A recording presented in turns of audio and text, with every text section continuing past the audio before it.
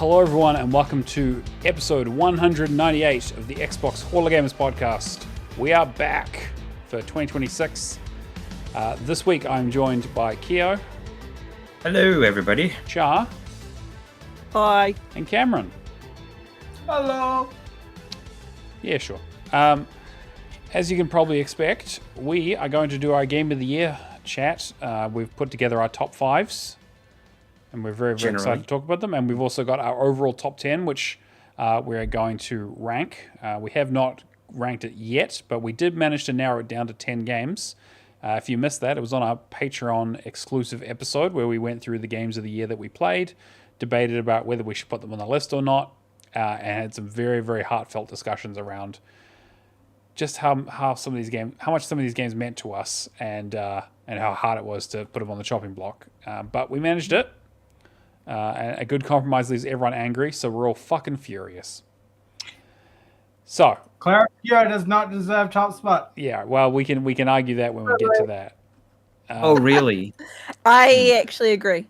But we will argue that when we get to it. So, as always, we do the show live on Twitch, Xbox Hall of Gamers. This is the place to find us, so come say hi, hang out, usual business.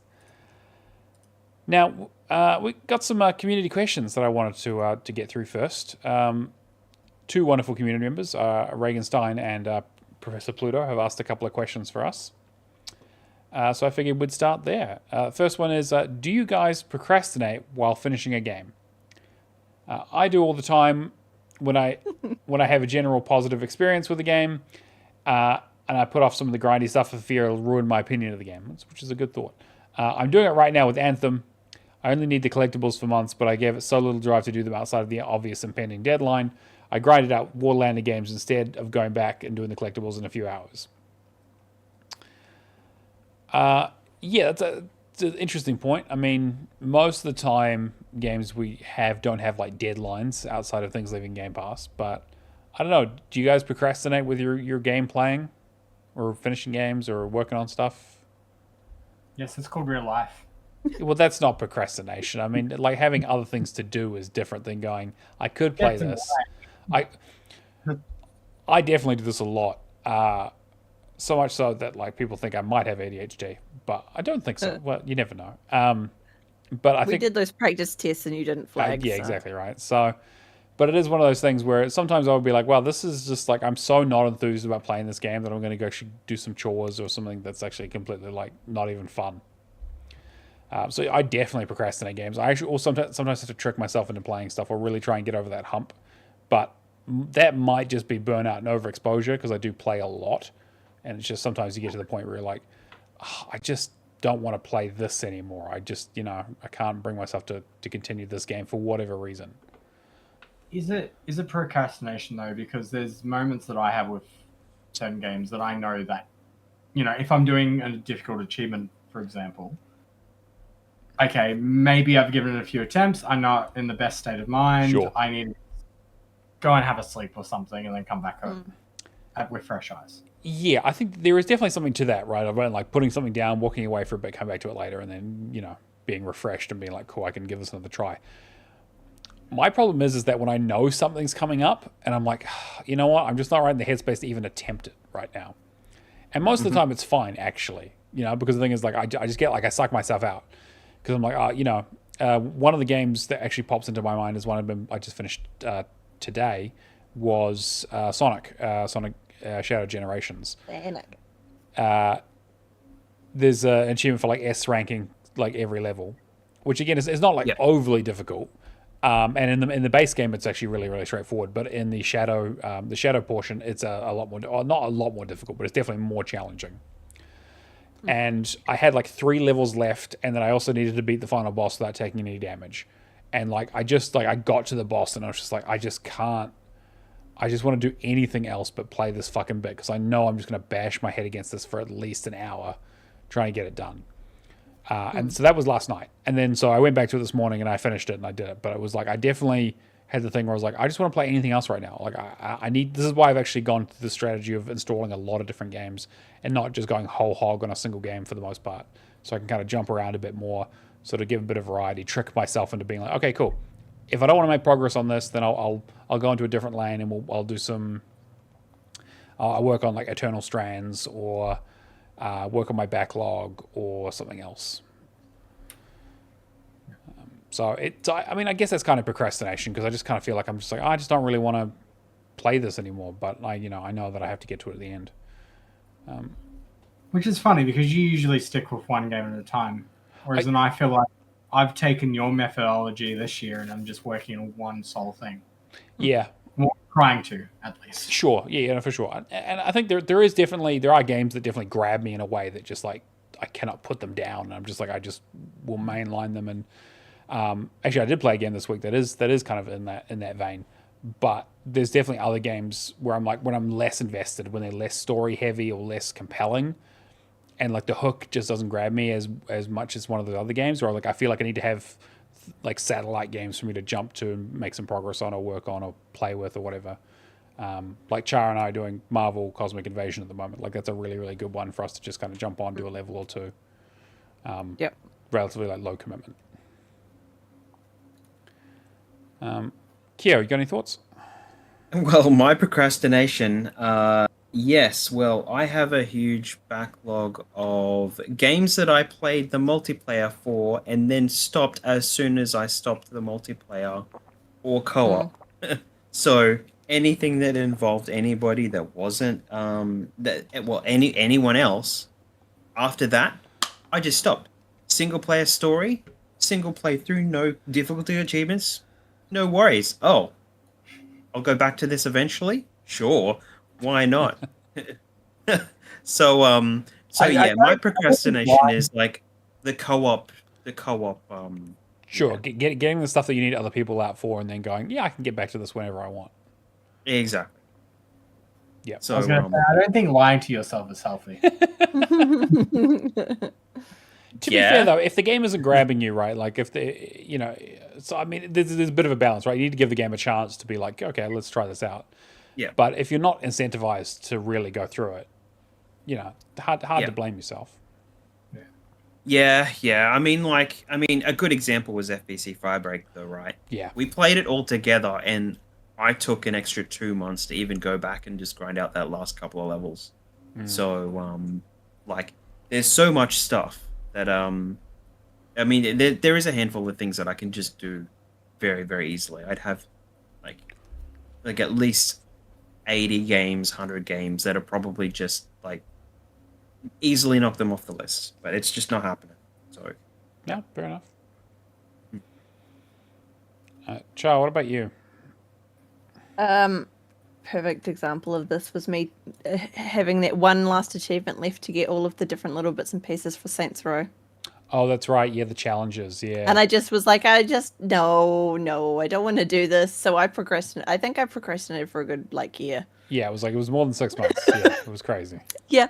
But it's when I get I know I can do it, but the fact that I have to do something to get it makes it hard to get the achievement, so I don't then want to do the achievement. So I'm like, I'll get to it one day.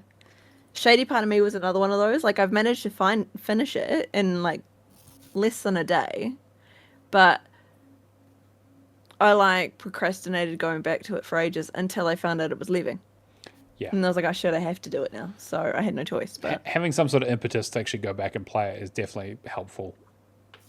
Yeah, the leaving Game Pass stuff, obviously I wish we had a bit more time than 2 weeks, but it is kind of sometimes good to get you okay, cool, help me organize what I need to play next. Give you a bit of a game plan. In a similar vein, Reaganstein also asks, do you ever start games knowing you won't complete them? I do every year for both versions of NBA 2K. Completions have become basically impossible. Same thing has happened with Madden in the last couple of years, but not to the same extent. I mean, sports games are kind of a different beast of their own, but I don't know. Do you guys start anything without the thing being like, I'm probably never going to get this done? I'm more picky these days, but if I know it's a really good game and it has a unobtainable, for example, and I trust the dev's going to fix it, and I'll roll the dice. But I don't know. Other than that, it's pretty much just at the end of the day, it's just digital points. True. Like, I don't really care that much. Yeah, neither. I do like getting Yeah. completions, but I'm not that fussy about it. Like, I've started a bunch of games that I know I'm never going to complete, and I just want to play them. I think if you approach it with the mentality of an achievement list is something to get the very most out of the game, as opposed to this is a checklist that I need to complete 100%, Yep. a much healthier state of mind, and then you can get past that hurdle of, all right, well, if there's one broken achievement, I'll come back to it one day if it ever gets fixed. Because you still get that experience at the end of the day. That's true. Kia? Yeah, I think I'm not that worried about it, honestly. So, like, I start so many games, regardless of whether or not they have unobtainables or not. And funny enough, is if I'm playing with other people, I'll start the games no matter what. So, I'll just I know that there are games that they prioritized, and I'm kind of like the help. And then we'll just go through, we'll get everything together that we need to get. But in the end, because I've not prioritized those games, I know that I won't get back to them at least sooner before like my other huge list of games, because I was doing it to do it with them. So it's kind of the same answer as the other question for me, but in a different context, like just that slight different, context. So yeah. Yeah, I'm definitely on the pickier side. I wouldn't start anything with an unobtainable. I always weigh it up. Most of what I play for nowadays is mostly for experience and story and that sort of stuff. So I'm not really in there for a huge challenge. If something's got a 7.0 ratio, I'm probably going to go. It would have to be a really, really good game for me to even consider.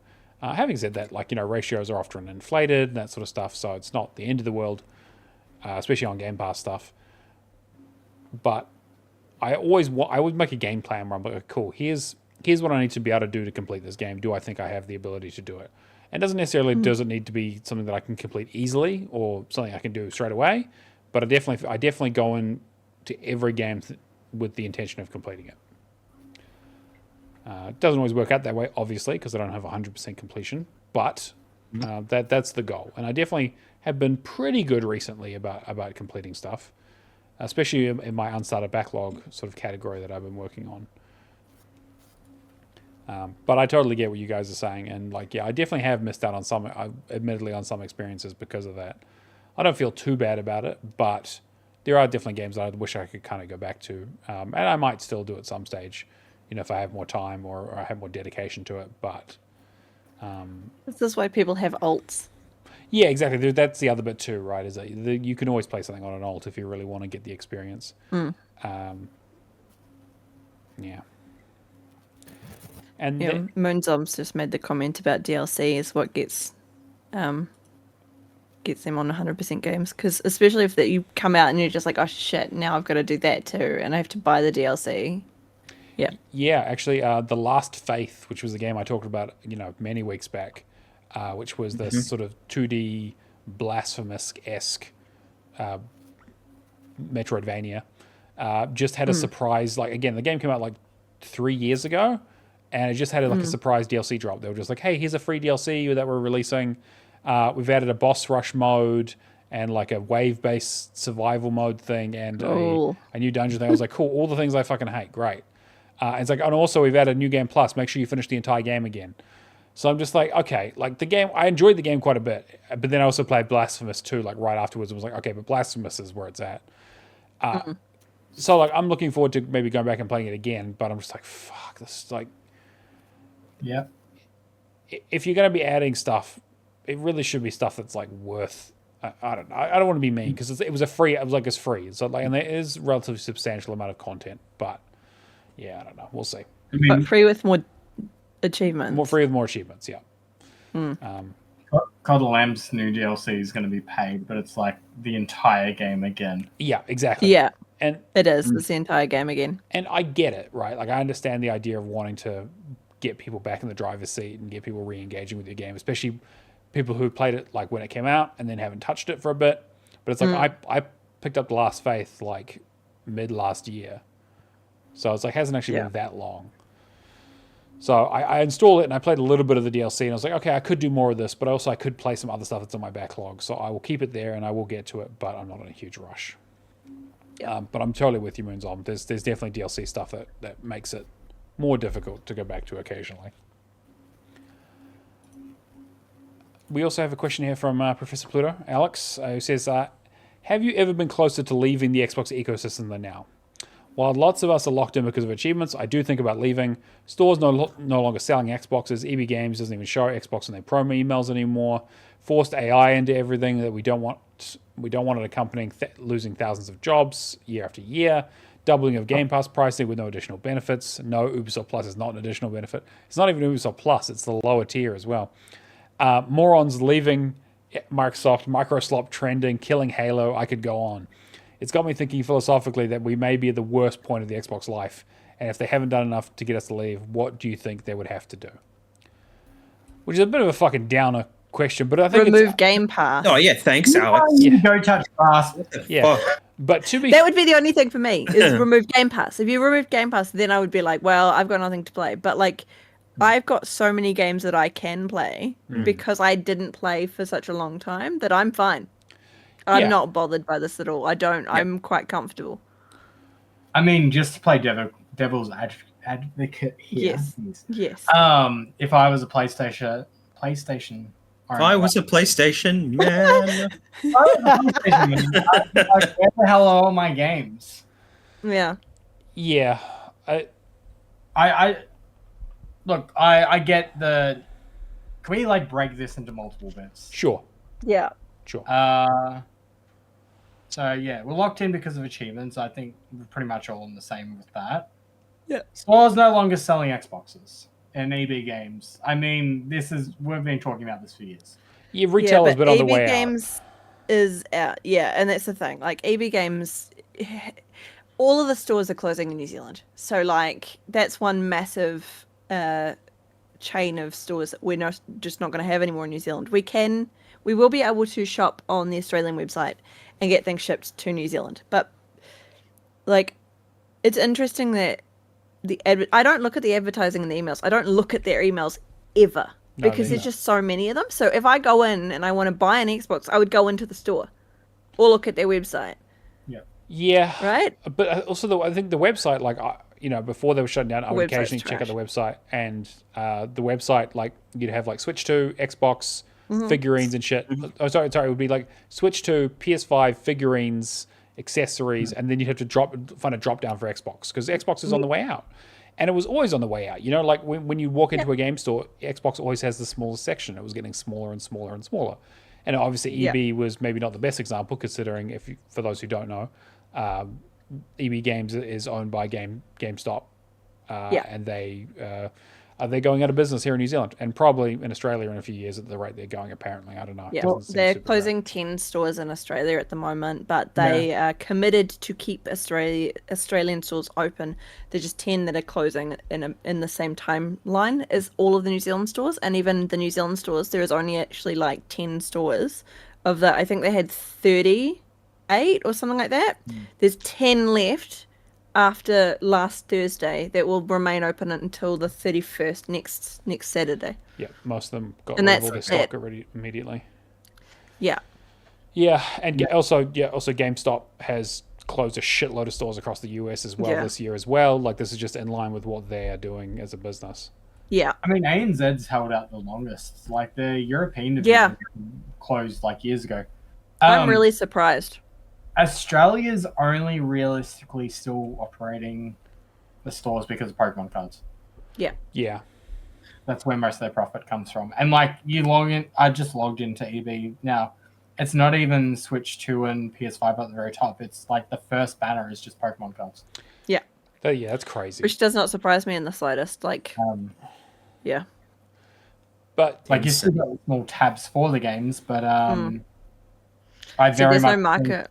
It's eBay in the future will just like eBay games will continue on, but it will just be Zing.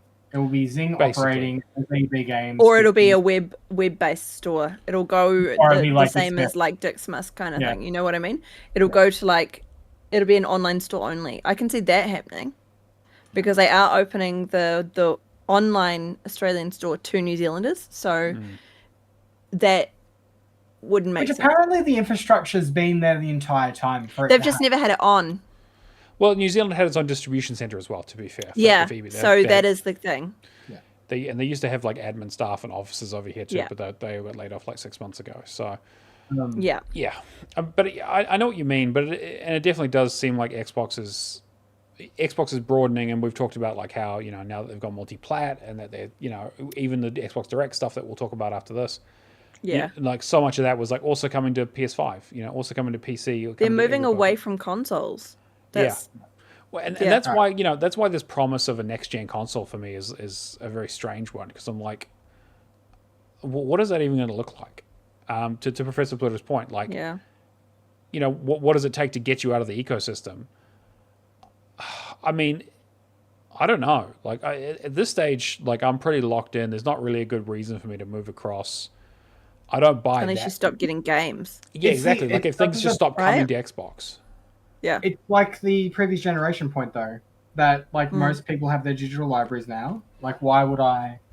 Yeah. I mean, we're consumers in such a way that we will play a game, finish, and then move on. Sure. Whereas most people will always just continue to play their games or play an iteration of a series, like if it's True. FIFA. I mean, the forced AI slop stuff. I mean, Yeah. we know that's where every tech company is going. Yeah, exactly. That's not a.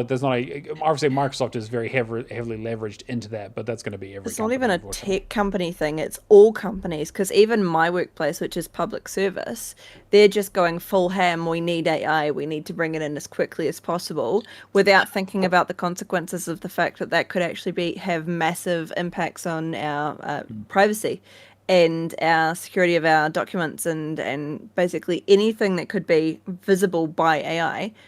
If we just implemented it now without having any of that structure. Yeah.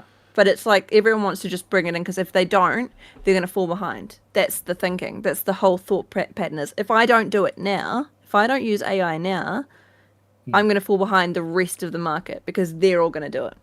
I love it as a population. We always jump on the next tech trend and don't even we don't even take the 5 minutes to go like, all right, well, what can we actually use this for? Yeah, because at the end of the day, we aren't the customers for companies. Stakeholders and investors are, right? Yeah. We're a byproduct, and I think that as long as I don't know. I just coming back to the question, like I don't think that the AI stuff, if the AI stuff becomes really bad for the console itself and like starts infecting again, like I don't know. Let me put it this way: if they announce next gen for 2028, are we all going to get them for like day one? Are we getting the Xbox Infinity or whatever the fuck they'll call it? We'll do a Hall of Fame thing again. With what money? Yeah, sure. I'd say that I'm not, but I jumped on the ROG, so I've got nothing to say. Really, I'm not. That's true. That's true. You're an absolute sucker. I'll give you that. I got a trophy and a free console with it. If we can just do that again, if we can do it again, and not have the whole shit show that it was last time of them fucking up my prize. I think because we'll change the name of the podcast. I don't think they'll do it again. No, there's no way. There's no point. Why would they, right? I would not buy the new one, because I don't have any money. Like, oh sure, but even if you could afford it, like even if no, right, exactly. Like my Xbox is fine. So yeah, Moon's almost is like, I just bought the Xbox One thrifting today for 65 freedom bucks. I'm still surprised that the Game Pass program is supported on it. Doesn't make sense for the next generation yet. Yeah, I agree, right? I definitely think that we're probably at the tipping point now for the Series X, and I was like, I'm glad I have one, and I almost certainly would have bought one by now if I didn't already own one. But I'm not looking at next gen at all. I haven't seen enough from this generation, and with the prices of RAM and all that kind of stuff, and things getting more expensive, and it's just like, fuck, it feels like a fucking nightmare out there. Is it? Oh. I'd prefer to get a PS5 over getting a new Xbox, because then at least I've got two different consoles, right? Yeah, I suppose, Yeah, well, like, I was just gonna quickly make a point. The price of RAM and all that. if the next generation does come out, like I just don't see. Yeah. That they'll use an excuse to basically get rid of hardware, or at least console hardware, and just go, well, we've got PC. But PlayStation can't do that, right? Like PlayStation can't. PlayStation can't do that, but I'm saying Microsoft They don't have a choice. would use that as an excuse. potentially. Yes. But that's what I'm saying. They're moving away from consoles, so that's why I'm so surprised. Like, especially with like all of the stuff that they've been talking about with making sure that it's like, what's the Steam's not the Steam Deck. What's the other thing that Steam's doing? The Steam Box, Steam whatever. Box. Yeah. Like, they're just gonna make it cross-platform, and then there's no point in having what's the point in having a new console? Yeah. Unless they had brand new games that go on it, but we didn't get that with the Series X, right? No, we didn't. Not for the most So, part. like, Really. Everything's pointing towards them moving, like, basically consoles from now on are just going to be like a small PC. Yeah. I'm not surprised by that. That would make sense. It's going to be easier for developers. It gives them less of an excuse to not put their games on Xbox. Yep. And if it comes to it, I'll just build a PC and put it under my computer, right? Under my TV rather, and just hook it up and just be like, well, fuck it, whatever. Yeah. I mean, but it's at the point where they've basically bridged that gap anyway. Like, they are basically that. They're just old ones with outdated hard drives, RAMs, these things deteriorate. They're not upgradable. They're just lumps. Yeah. That aren't. Whereas you're better off just doing a PC and putting that with the TV.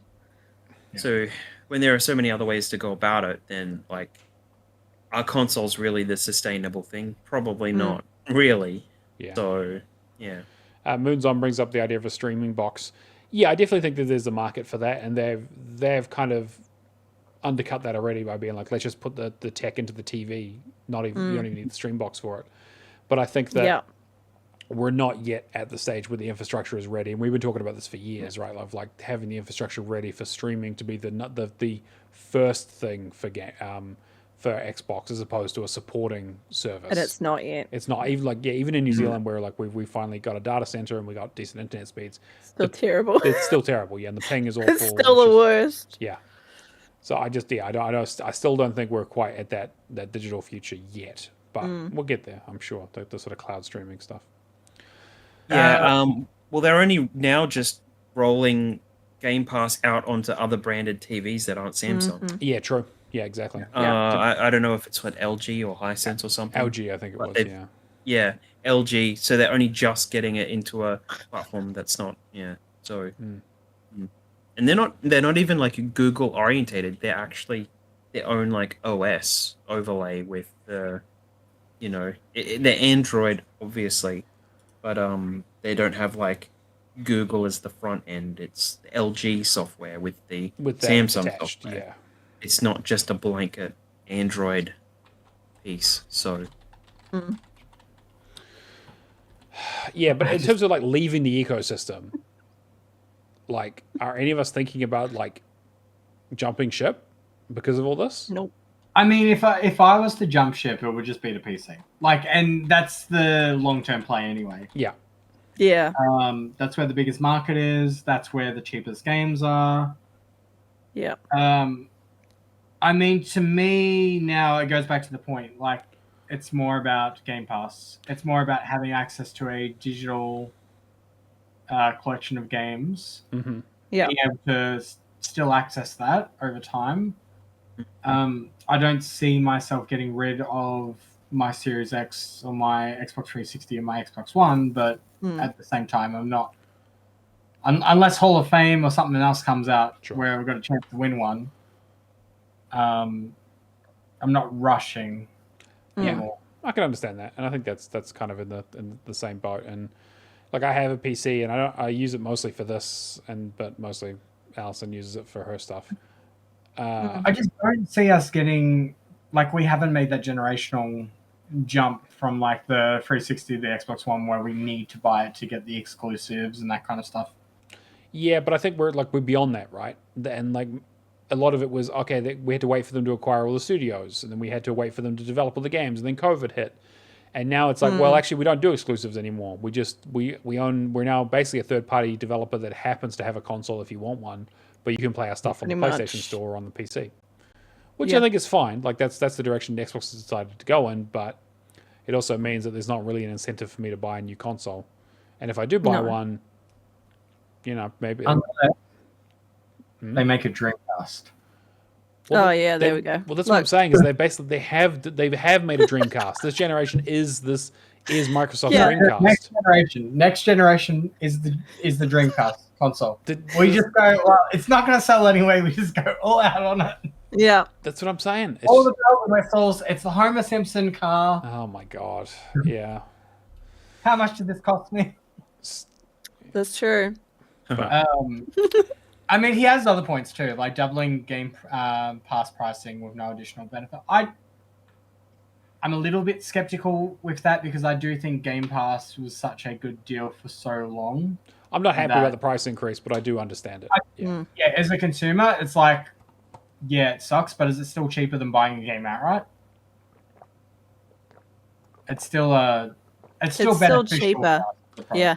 Well, if you think about PlayStation, like, so this was the thing that I used to get really fucked off about with being on PlayStation was that games were too fucking expensive. Like it was $100 to just buy a game, and I went, I can't afford that. Like that's just never gonna happen. So I played. That's why I played 3 or 4 games because that's all I could afford to buy at the time. So I played all of the Little Big Planets because I didn't have the money to buy anything else. PS3 generation, you had after 6 months, every single game was going to the platinum range, and then being cut half in price. Yeah. So and here we've got several years in, and everything's still at $100 selling at that. But I don't know if it's a combination of them selling so much early on that that because it was always that you hit a certain amount to get to the platinum range. Yeah. Or if they're like, oh, let's just go for a budget thing now, and they just cut it in half. But things just don't get discounted, Like it's That's the problem I have with digital versus physical, because having physical stock kind of dictates the price.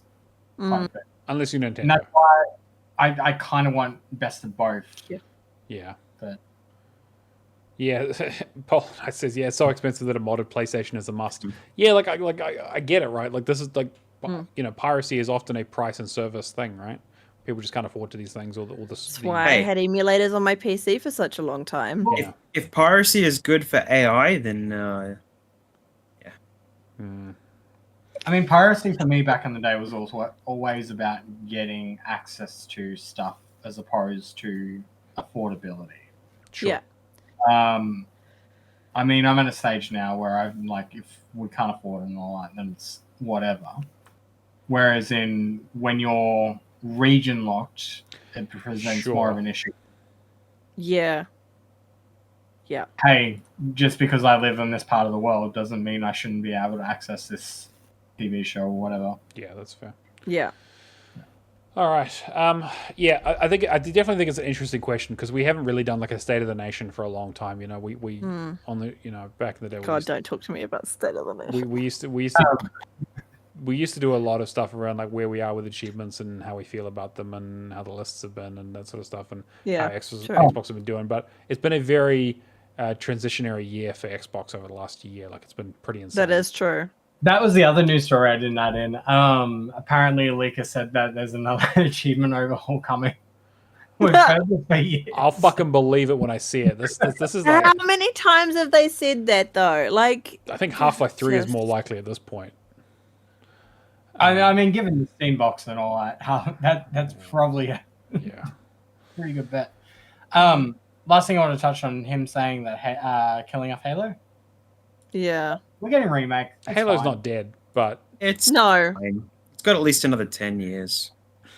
Yeah, I mean, to be fair, again, I have serious concerns about Halo Studios and what's going on over there, but Halo does very, very much still exist. We will just get Halo 1, 2, and 3 remake. Sure. Past that, then we can raise that. Yeah, that's fine. You know what? Like, it's been long enough. I don't mind. All right. When they give us trailers, then we'll talk our piece. Yeah, exactly. I want us to actually see what. Yeah. Well, see, looks pretty good. But, Or until it's completely gone, like. speaking of completely gone, Ubisoft has decided that there was a lot of rumors going around that we saw a nice little banner and that Sands of Time was being dropped early 2026. And they were right. It was being dropped along with 5 other games. Whoa. And 7 more being delayed and a bunch of people losing their jobs. So, yeah, the Sands of Time remake is donezo. They've decided, I guess, Ubisoft and their partners at Tencent have decided that there needs to be some serious changes happening around the place and are basically just cutting off all of a bunch of stuff that hadn't been announced. I don't think we're ever going to get that Splinter Cell remake now. I think that's basically gone. But one of their divisions is focusing on Splinter Cell. Like that was in one of their tiers. Yeah. Of their new, but again, they own the IP and they've kind of restructured the business to be certain camps, and we'll see how that works out. But the big part of this news is that Sands of Time, which again I think it was December, they basically were saying that it was going to be coming out early this year, and now it's like, oh, it's not coming out at all. It's done. I guess whatever executives saw the demo that they put out, the demo internal that they did, was like, no, we can't put this out. You're done. The rumor was that apparently they had been given basically like one last lifeline to put some time into making the game, and they just couldn't hit the milestones and had just been completely axed along with a bunch of others. Which I can just imagine the way it went. It would have been like, oh, this is all you've got, and like this was a trilogy, and then you've only done this, and you've been working on this for 5 years, and we've already rebooted it once. So yeah, I'm not super surprised. I'm incredibly disappointed considering how much news was around of it actually coming out this year. But like, yeah. I mean, I've seen a lot of conversation between people of like, all right, well, if it was so far along, sunken cost fallacy, especially with Beyond Good and Evil 2 still apparently being in development. Well, again, I believe that when I fucking see it. No, they a few news sites have said like, no, that one is still in development, whereas in this one got cancelled. Okay. Yeah. So that's very much sunken cost fallacy. Sands of Time remake though, it's gotta have come to a point where they've just like, no, we don't want another Unity situation. We don't want to go backwards in terms of our reputational cost. You mean as in like Unity, Assassin's Creed Unity? Yeah, Assassin's Creed Unity, I should say. Like they don't want another one of those situations where they put out a game that's not like that subpar, and then there's reputational risk. Yeah, and I get that, right? Ubisoft has been in a rough spot for like 2 years. I'd say, yeah, since the Xbox One generation. Maybe. I mean, they've had a couple of good, like. I mean, they've had some good, like. I mean, Assassin's Creed Shadows did well, didn't it? It did. Yeah. So Assassin's Creed Shadows did like really well, but that's one game, right? And they've had a lot. They've had a lot of misses over the last few years. I mean, we'll go through the refocus portfolio. So it says it's operating a new model which will be structured around 5 creative houses that are organized around a distinct creative genre and designed to concentrate deep expertise in specific types of player experiences. Each creative house is responsible for fully owning the gamer relationship, developing must-play experiences for specific audiences, and engaging player communities earlier and constantly throughout the development process. So CH1 or Vantage Studios is focused on scaling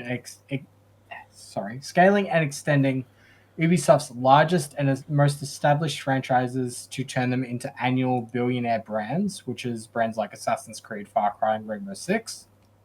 CH2, which is dedicated to competitive and cooperative shooter experiences, like The Division, Ghost Recon, and Splinter Cell. CH3, designed to operate a roster of selected sharp live experiences like For Honor, The Crew, Riders Republic, Brawlhalla, Skull and Bones. CH4 dedicated to immersive fantasy worlds and narrative-driven universes like Anno, Mind Magic, Rayman, Prince of Persia, and Beyond Good and Evil, and CH5 focused on reclaiming position in casual and family-friendly games like Just Dance, Idle Miner Tycoon, Ketchup, Hungry Shark, Invincible Guarding the Globe, Uno, and Hasbro. Does anybody else see that and just think, well, some of these genres and all that under one studio just seems like they've just pitted everything into like taking, for example, say CH3, For Honor, The Crew, Riders Republic, Brawlhalla, and Skull and Bones. Completely different experiences. Yeah, They're exactly. very different. They're very outcomes based, not design based. Which just makes me think that, all right, if you're approaching it like that of, yeah, sure, you're going to focus on sharp live experiences, but people aren't going to stay around for a live experience with, long-term content if the game is mediocre. Yeah. Yeah, but I wonder if this is like CH3 basically gets thrown the game after the game's made at this rate. Because like The Division is also a live service game, right? I was just about to say that because it's not sitting in the live service tier in their plans. Exactly. That's the interesting thing is that like is CH3 they're like, okay, cool, the main devs have built the game, now you guys are in charge of keeping it running. And I mean, like being in the CH4 camp of like Anno, Might and Magic, Rayman, Prince of Persia, and Beyond Good and Evil, I'd have to have my CV ready to go every single week because Beyond Good and Evil, Rayman hasn't had a game since the 360. Prince of Persia's had like 2 games. One of them they sent out to another dev, and one of them that was a 2D one that was really good, but didn't. And then they've just cancelled one. Might and Magic I don't think I've had an original game in a long time. I think they've remastered some of the old ones. And again, like I love Might and Magic, but that's not a current franchise. Anno is very, very niche. CH4 done like 2 games in the last few years. Yeah, they right? did the new 1800 or no, the new no, it was the Pax Roma. I'm thinking of the previous one. Yeah, which was apparently really, really good, but again, didn't get a huge mass market appeal. It's never going to be that game, right? But and it's clear that like the CH1 thing there was like Vantage Studios. That's the one that they paired up with Tencent for. That Tencent owns like half of or whatever. Yeah. It really just feels like they're just kind of leaving some of the stuff to die. So we'll see how it goes. But it's funny that like Rainbow Six is in CH1, but also Rainbow Six is also like the biggest live service and is a cooperative competitive shooter. Yeah. Yeah, well, I mean, Rainbow Six had to just go down for I think at least a few days recently. Yeah. Because hack last month, right? Yeah, exactly right. And they were giving away, the hackers had gone in and given like all this currency and pre-order only and dev exclusive skins and all kinds of stuff. So, and it seems to have done all right out of it. They just rolled back the update eventually and closed the hole, and yeah. So it's a big game. Yeah, so I guess we'll see what comes out of it. But yeah. I like every year I just get more scared and scared for Ubisoft. Yeah. Like it almost feels like one of those publishers that are just too big to fail, but now their stock price is dropping, so we'll see. Oh, thank you, Polar Knights, for subscribing. Appreciate that. He did notice. Of course I did. I do look at the chat. How else are they going to have nice comments about my beard? True. Hey, yeah. Exactly. I was going to say, it's not the first time we acknowledge Polar Knights. I mean, I look at the Twitch stream and I do see the natural cycle. Yeah, exactly. Yeah. I'm not really a lady, so it counts. It's the first time I've had longer hair here than I do here, which is always interesting. Yeah, so that's enough about Ubisoft. I don't know what the fuck they're doing over there. Speaking of... No, I don't even think they know. Talking about studios that I don't know. That's exactly the transition I was going to use, yeah. Speaking of people who are in a tailspin and have no idea what the fuck they're doing, Yeah, so Deck 9 are working on a new Life is Strange game. Life is Strange Reunion, they announced. It's coming in March. As a big Life is Strange fan, I will see. But man, Double Exposure was not good. Double Exposure was rough. Man, True Colors is such a banger, though. Yeah. That's why I'm mad about this. But I had my issues with the first Life is Strange game, and it's because of Chloe. I fucking hated Chloe. She ruined the entire game for me. Oh, well, then you're going to hate this. Exactly, and that's why I'm like, oh no, she's fucking bad. So they brought her back for Jesus this. Christ. So, you know, this whole thing play was like it. your choices matter? Well, now they fucking don't. So, Great. yeah, so I guess we'll see where this goes. Because, I mean, let me put it this way.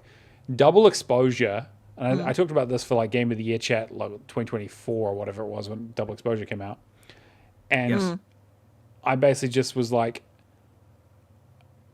it literally ended on basically like Tony Stark will return in Avengers Endgame or whatever thing, where they were like, Max will be back in the next fucking game. And I'm like, okay, I get it. You guys didn't feel like the other games were doing as well. You've panicked and had to pull the nostalgia alarm and just fucking bring everything in. And now Double Exposure did even worse. So it's just, I don't know. Yeah, Cameron. As long as they don't do a reunion of like Life is Strange 2. Well, hopefully not. We can just. So, funnily enough about that, Yeah. there's a rumor going around at the moment. Fuck. That the reason it's called Reunion is it ties all the games together. Yeah, well, again, Jesus and this is what I'm saying, is that, like, I was joking about the Avengers Endgame thing, but it literally, like, the game...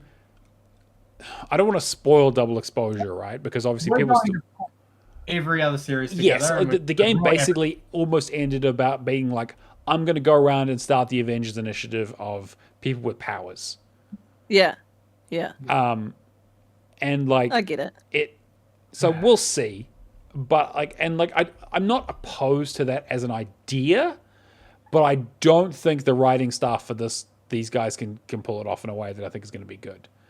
I don't think the writing staff too, like, was Deck 9 the one that most of the writers on like got fired last year? Was that the other one? Because they were Don't Nod, yeah. No, I think it might have been them actually. Yeah, actually, I can't even remember now. There's been so many layoffs, but yes, I believe some people did get laid off from them. So we'll see. Yeah, because Double Exposure didn't do very well. But yeah, so I mean, I will check it out because I am a sucker for this stuff, and I also want to report back on how it went. But yeah, I'm not surprised that they're back with a new game, but it's also set in the same place as Double Exposure and the same like location, so I feel like they're just going to reuse a bunch of assets, and you get to go around the same location, and oh boy. And if it's tying everything together, it'd be like, oh, hello, new person with powers. What's your power? Yeah. How much of the game are we going to see that before it actually gets in there? Yeah, we'll see. Yeah. I absolutely did love True Colors. True Colors was my game of the year. You know, like I think. Yeah, same. Like that was fan-fucking-tastic, that game. And I think maybe it was just lightning in a bottle. Good job. They just, you know. Yeah. But then, like again, like Don't Nod, I feel like also aren't on a great track either, right? Because I also talked about, actually, I haven't talked about Bloom and Rage yet, have I? Not on the podcast. You talked about it last on our Patreon. On a Patreon episode, yes. You didn't talk about it in this. No, like I played Bloom and Rage. Because you finished that before. Yeah. After, yeah. Over the holidays. Yeah, and like I don't feel like Don't Nod are on the right track either, because that was not good. Well, it was not good, but it was just like there was nothing tying it together. It just felt like it was meandering, where at least like Life is Strange has a mystery and a plot, and then it usually kind of comes together at least somewhat towards the end. Yeah. But yeah. So these are both Deck 9. Yeah. Yeah. Yeah. So this is Deck 9 all the way through, basically. Tell me how this one is. Yeah, I'll let you know. But the other thing that we saw was the Xbox Direct, Developer Direct was yesterday, where they revealed 4 games, or talked about 4 different games. Should we start with the surprise, the one that they're their mystery game that we saw? Why not?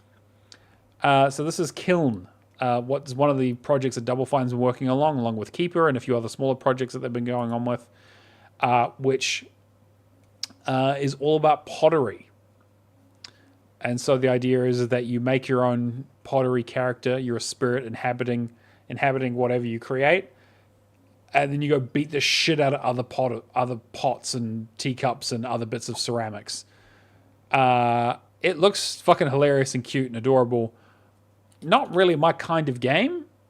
It's very like, the idea is that you're supposed to it's a competing party game where you're supposed to try and fill yourself up with water, go over to the enemy's kiln and just like dump water onto it to put it out. And so like larger ones have an advantage because they carry more water, but they're slower and bigger. And then you have smaller ones, and the type of thing that you create gives you different abilities.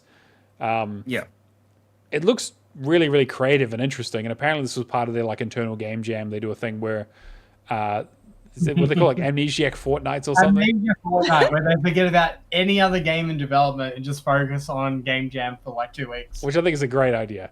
Amazing. And Tim Schafer is in the video. He's great. I love Tim Schafer's humor in the video. I love the fact that he like specifically says a fortnight is 2 weeks. Yeah. Are you sure about that? Yeah, no. I saw this. I'm keen for it. It just really depends on the achievement list. But I showed Percy and Nikita, and Percy was like, "All right, I want to download that." I'm like, "Honey, it's not out yet." It's not available yet. Yeah, it Percy looks can have it when it's available. very cute. You can put stickers on them, and like you can be Cool. they're like you can be as creative as you want with designing your character as well, which I think is very cool. I'm down then. That I'll play it. Yeah, this was the rumored fourth game for last year's developer direct. Right. Okay. Yeah. So I'm curious to know how long this has been in development for. Because if they've been working on Keeper and this at the same time, and possibly other projects, what Well, else? apparently they had like 4 projects in the works across their team, so that's the rumor. So I'd be very curious to see what else they've been doing too. But this looks really fun, and it's coming out. They said what, August-ish, or did they give a date? I can't remember. Sometime this year.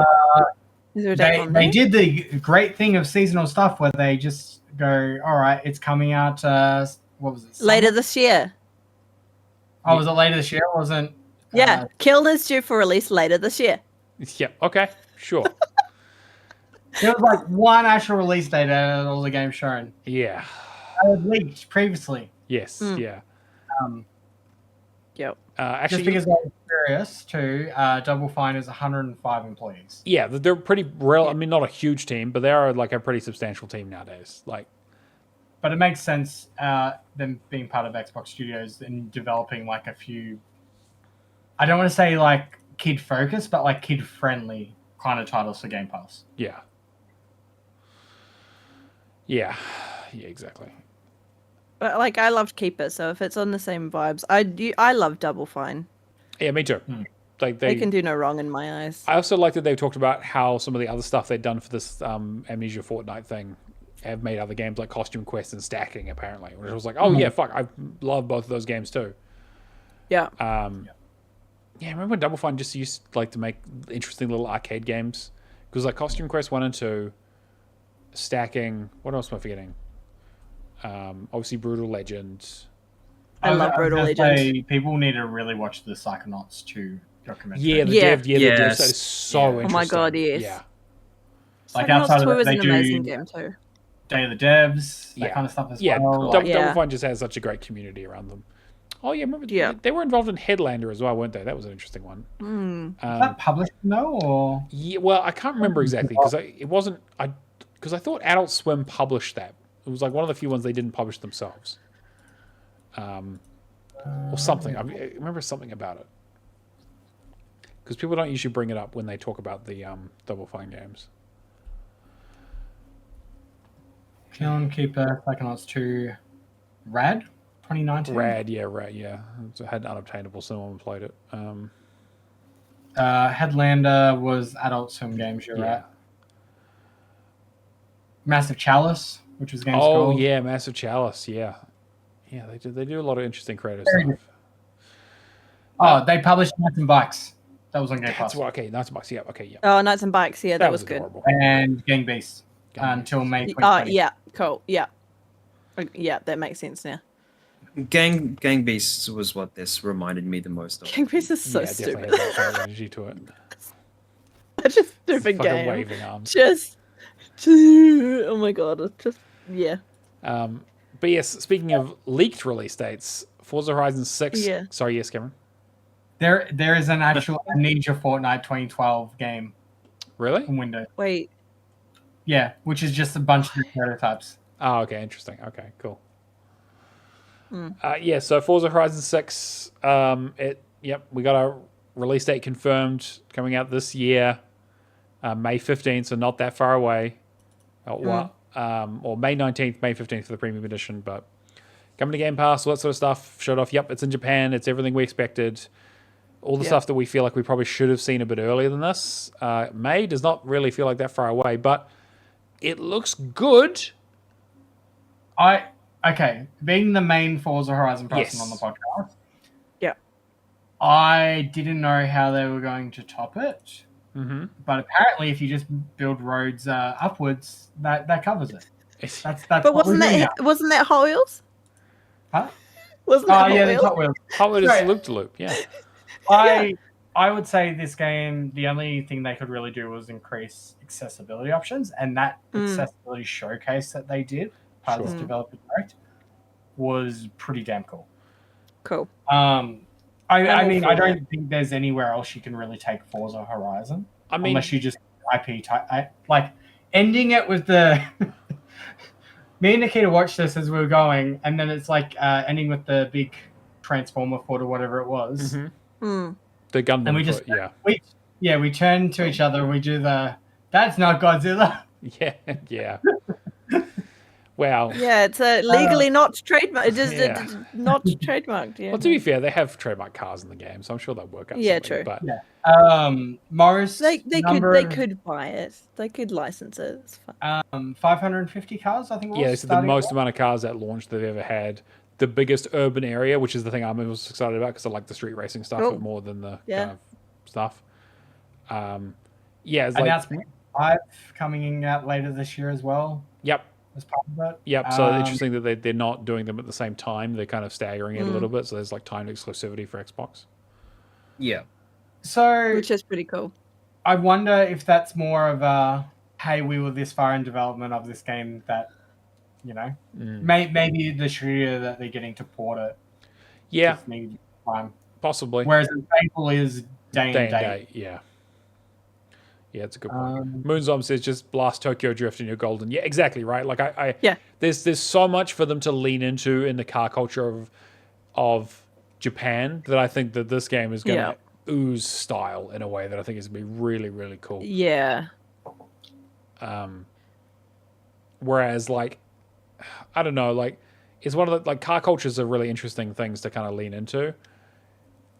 And that was maybe the thing that Forza Horizon 5 had a bit off from, say, maybe 3. I don't know, it was kind of like Mexico was just kind of felt like it was like, oh, it's a really cool, interesting environment.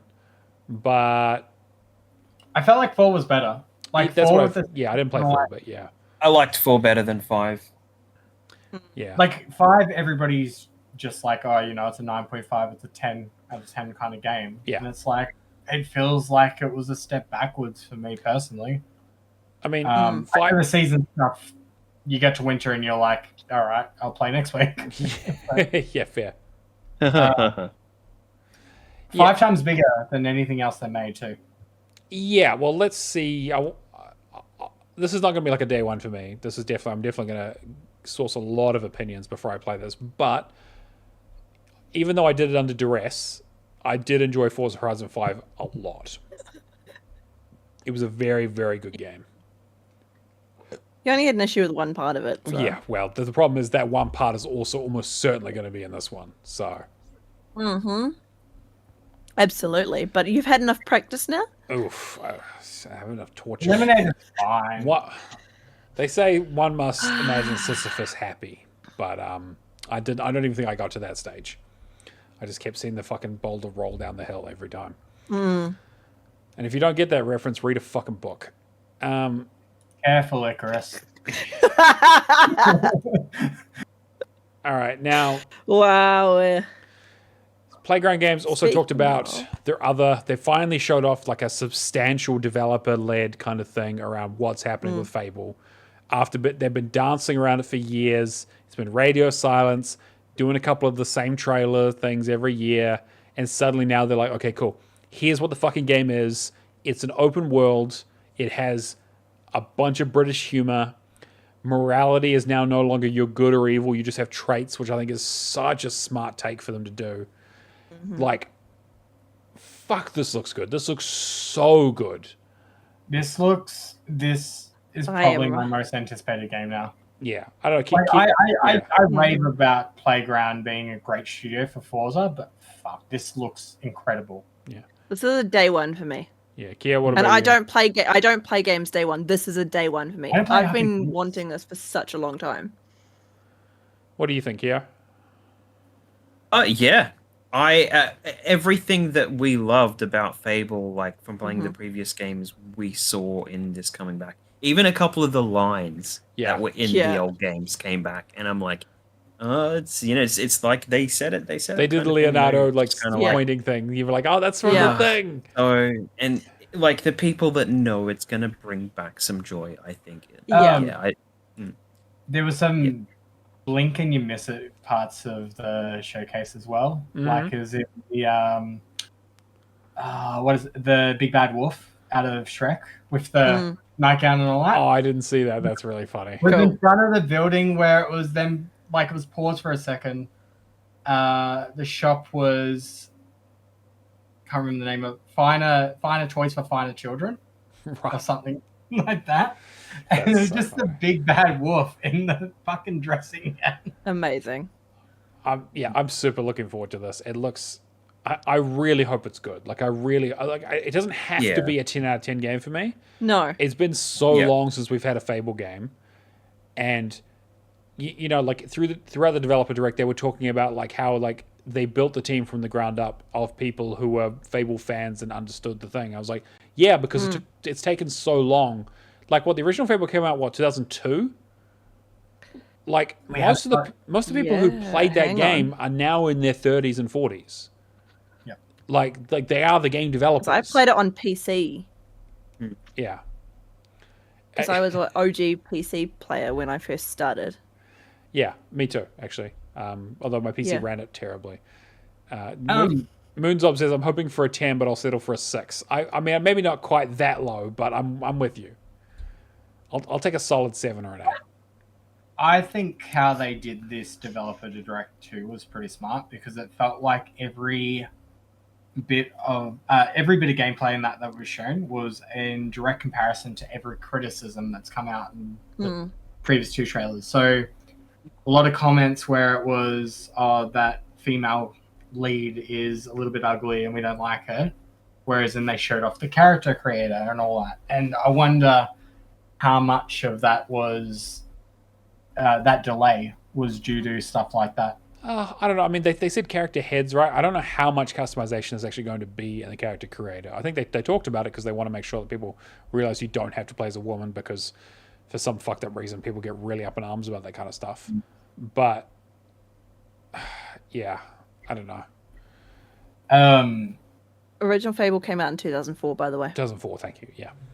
Yeah. And we haven't got For a the Fable original. game since is it Fable Fortunes was the last one? Yeah, like the last proper Fable game was Fable 3. And yeah, they had You don't count the next one? No, I do not count Fable Journeys at all.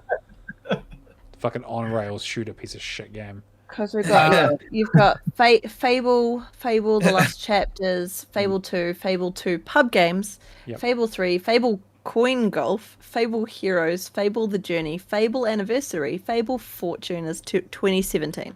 That was the last game, and now we're getting on this year. And Fable Fortune This year. was not even a real thing. No, I need to finish Fable Heroes though. I do have that. I got a couple of achievements left in that. yeah, I played Fable and then Fable 3, both PC. Oh, thank you for the gift, Polar Knights. I appreciate Yeah, it. thank you. What was I going to say? Something else. Like every bit of it just looked amazing. And it was so funny where they were like, yeah, you know, do this, like, you know, like do quests and like use magic, and like it's like yes, we still have the 3 camps of like this, and it's like also buy houses, buy everyone's house, buy every house in the whole fucking game, be a landlord, evict someone, be a fucking dickhead. I was like, clearly these people understand Fable in a way. fine. So Yeah. for sure, Audrey's character, the gardener that turns into the giant that they showed off the first trailer. Apparently, if you kill him, he affects the land around him, The housing prices. Yeah. Oh my god, amazing. Just stuff like that. Yes. I love that you get called a chicken chaser if you start kicking chickens. Like, Yeah, that just makes me laugh. I'm like, this is the greatest thing ever. They need to. Okay, if this does well, they need to go back and remake the first 3 games in this engine. Yeah, I think they would if it goes as well as they're hoping. I mean, it depends on how it's set up, right? Like, Yeah. if they pitch it, like, in the end as, like, oh, it's a prequel or something, then it's just kind of Well, like... there's a Yeah. reboot, Then right? So they I think can it's, like, lead into the far other in the games. future, But I think is what I they're think going for. what I Yeah. originally said when they... I think the original games are too far kind of gone, I think, Sure. in my opinion. Yeah. So it's just... they sit in their own little pocket, and I don't think there's any coming back from that. Yeah, I can understand that. So, it's like this stuff that Peter Molyneux did and stuff like that is just like, yeah. But if they've got what they've got behind this, they could do something better with it, I think, and actually give it legs. So, yeah. Yeah, I mean, I showed this to Alison too, and she was like, "This looks amazing," because she never played the original Fables, and I'm like, "Oh man, it's so hard to go back to play those now." But there is something. There's something about them. It's like going back to BioShock. Bioshock, I still feel like is. Yeah, it's still reasonably good. Like But- you get what I mean though. Like it's Yes. going back to those original Yeah. games. Yeah, like going back to God of War 1. Yeah, for sure. Yeah. I showed Percy this, and she was immediately like, and I said it was based on, Fable that is on Game Pass, and she's like, "Can we play it? Can we play it? Can we play the original Yeah. ones?" I'm like, "Yeah." I mean, yes. I do think Xbox have set this up in such a way too that hopefully this is a Game of the Year contender. Yeah, I suspect. it And will like be. what I mean by that too is like PlayStation as well, day and date. We know there's the whole Yeah, okay. They want to get big appeal, a lot of people playing it, a lot of chat around it, not just, oh, Xbox released another game, Xbox Studio put out another 7 out of 10 game. Yeah. But because it's Fable, and Fable is an Xbox game, right? Hopefully But- that generates enough. I guess my question is, do we think a multi-platform strategy day one will affect how a game ends up potentially rated at the Game Awards? Only positively. The more people play something, the more buzz it gets, right? Yeah, it's alright. Absolutely. And Putting this on most people are going to PlayStation pay this on Cinema. Game Pass, probably. In the same way that like Clear Obscure absolutely. got a lot of buzz, and a big portion of that was because it was day one on Game Pass. And that got a lot of people trying it for not a lot of money, and suddenly it just exploded. Yeah, so I can definitely see this. I'm super, super excited for this. I'm ready to be let down. We'll see how it goes. I just hope it's if it's even just good, I will be happy. Yeah. And then we're on to our last game that they talked about, which was a bit of an interesting one for this one. I guess they're trying to keep that sort of Japanese thing going on, where they're trying to show that they still do support Japanese game development. So Game Freak, the people who don't know how to make a video game, have decided that they're going to make a very ambitious game. I'll be honest, Game Freak haven't done a good game in a very fucking long time.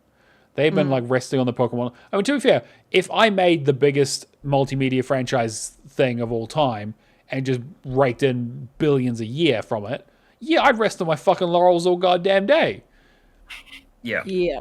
But I'm glad that they're looking to do something a little interesting. So, Beast of Reincarnation. We saw this, was it at Summer Games Fest last year? I'm trying to remember where we first saw it. Yeah. Because we've definitely seen it before. I remember talking about it and being interested because it was like, oh, Game Freak, but not Pokemon.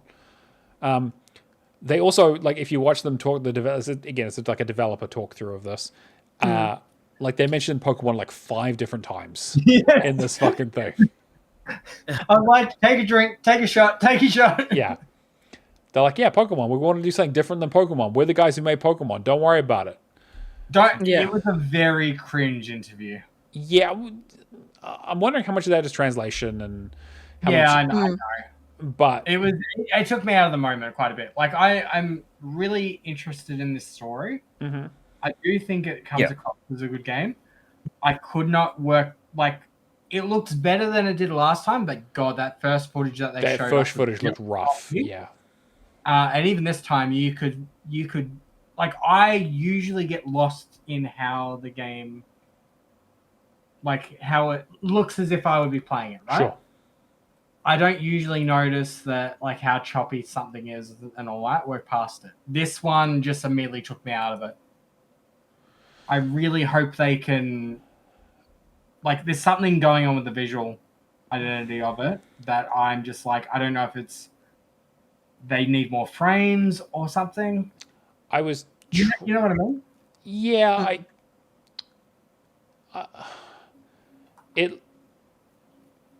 I was really struggling not to be snarky about it when I was watching it. You know, like the cynic in me was like, cool, I've played Nier Automata. I know Stellar Blade's popular. Like, it really feels like we have Nier Automata at home, the game.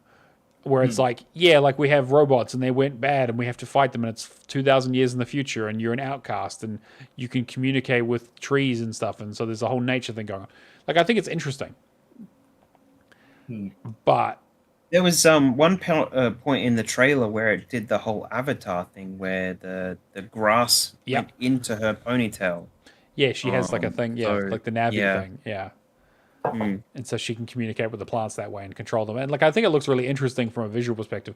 I think the identity might be a little weird, but it really feels like Nier Automata with a dog. And like, I'm probably okay with that because Nier Automata was fucking ages ago, and I love that game. So I'm interested to see, but I also feel like Game Freak just doesn't have the pedigree to do a game of this kind of stature.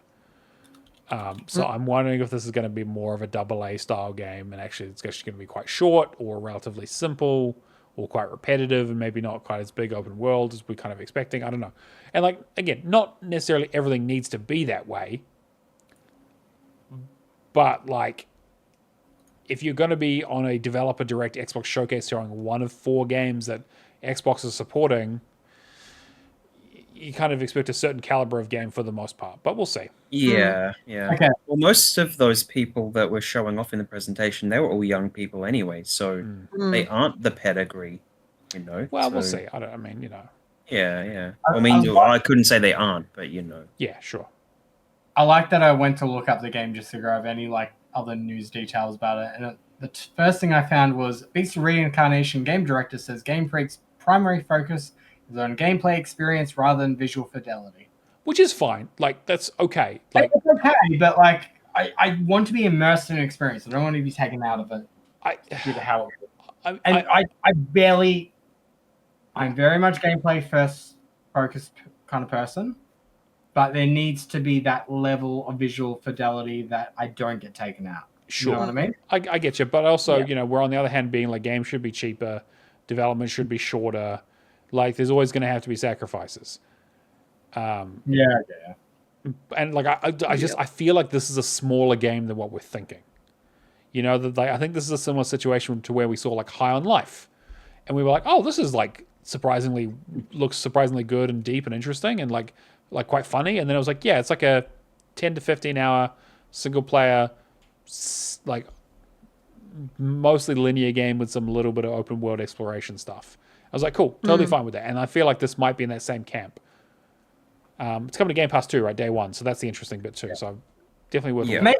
Maybe I've just got higher expectations due to Clair Obscur being shown off in the Developer Direct last year. Sure. Yeah, that's... Maybe if it's a third person that's a game, it's like, well, do we think this is like, you know, high up there kind of stuff? Yeah. And I don't think it's understandable. Yeah. But I definitely feel like it's going to struggle against other...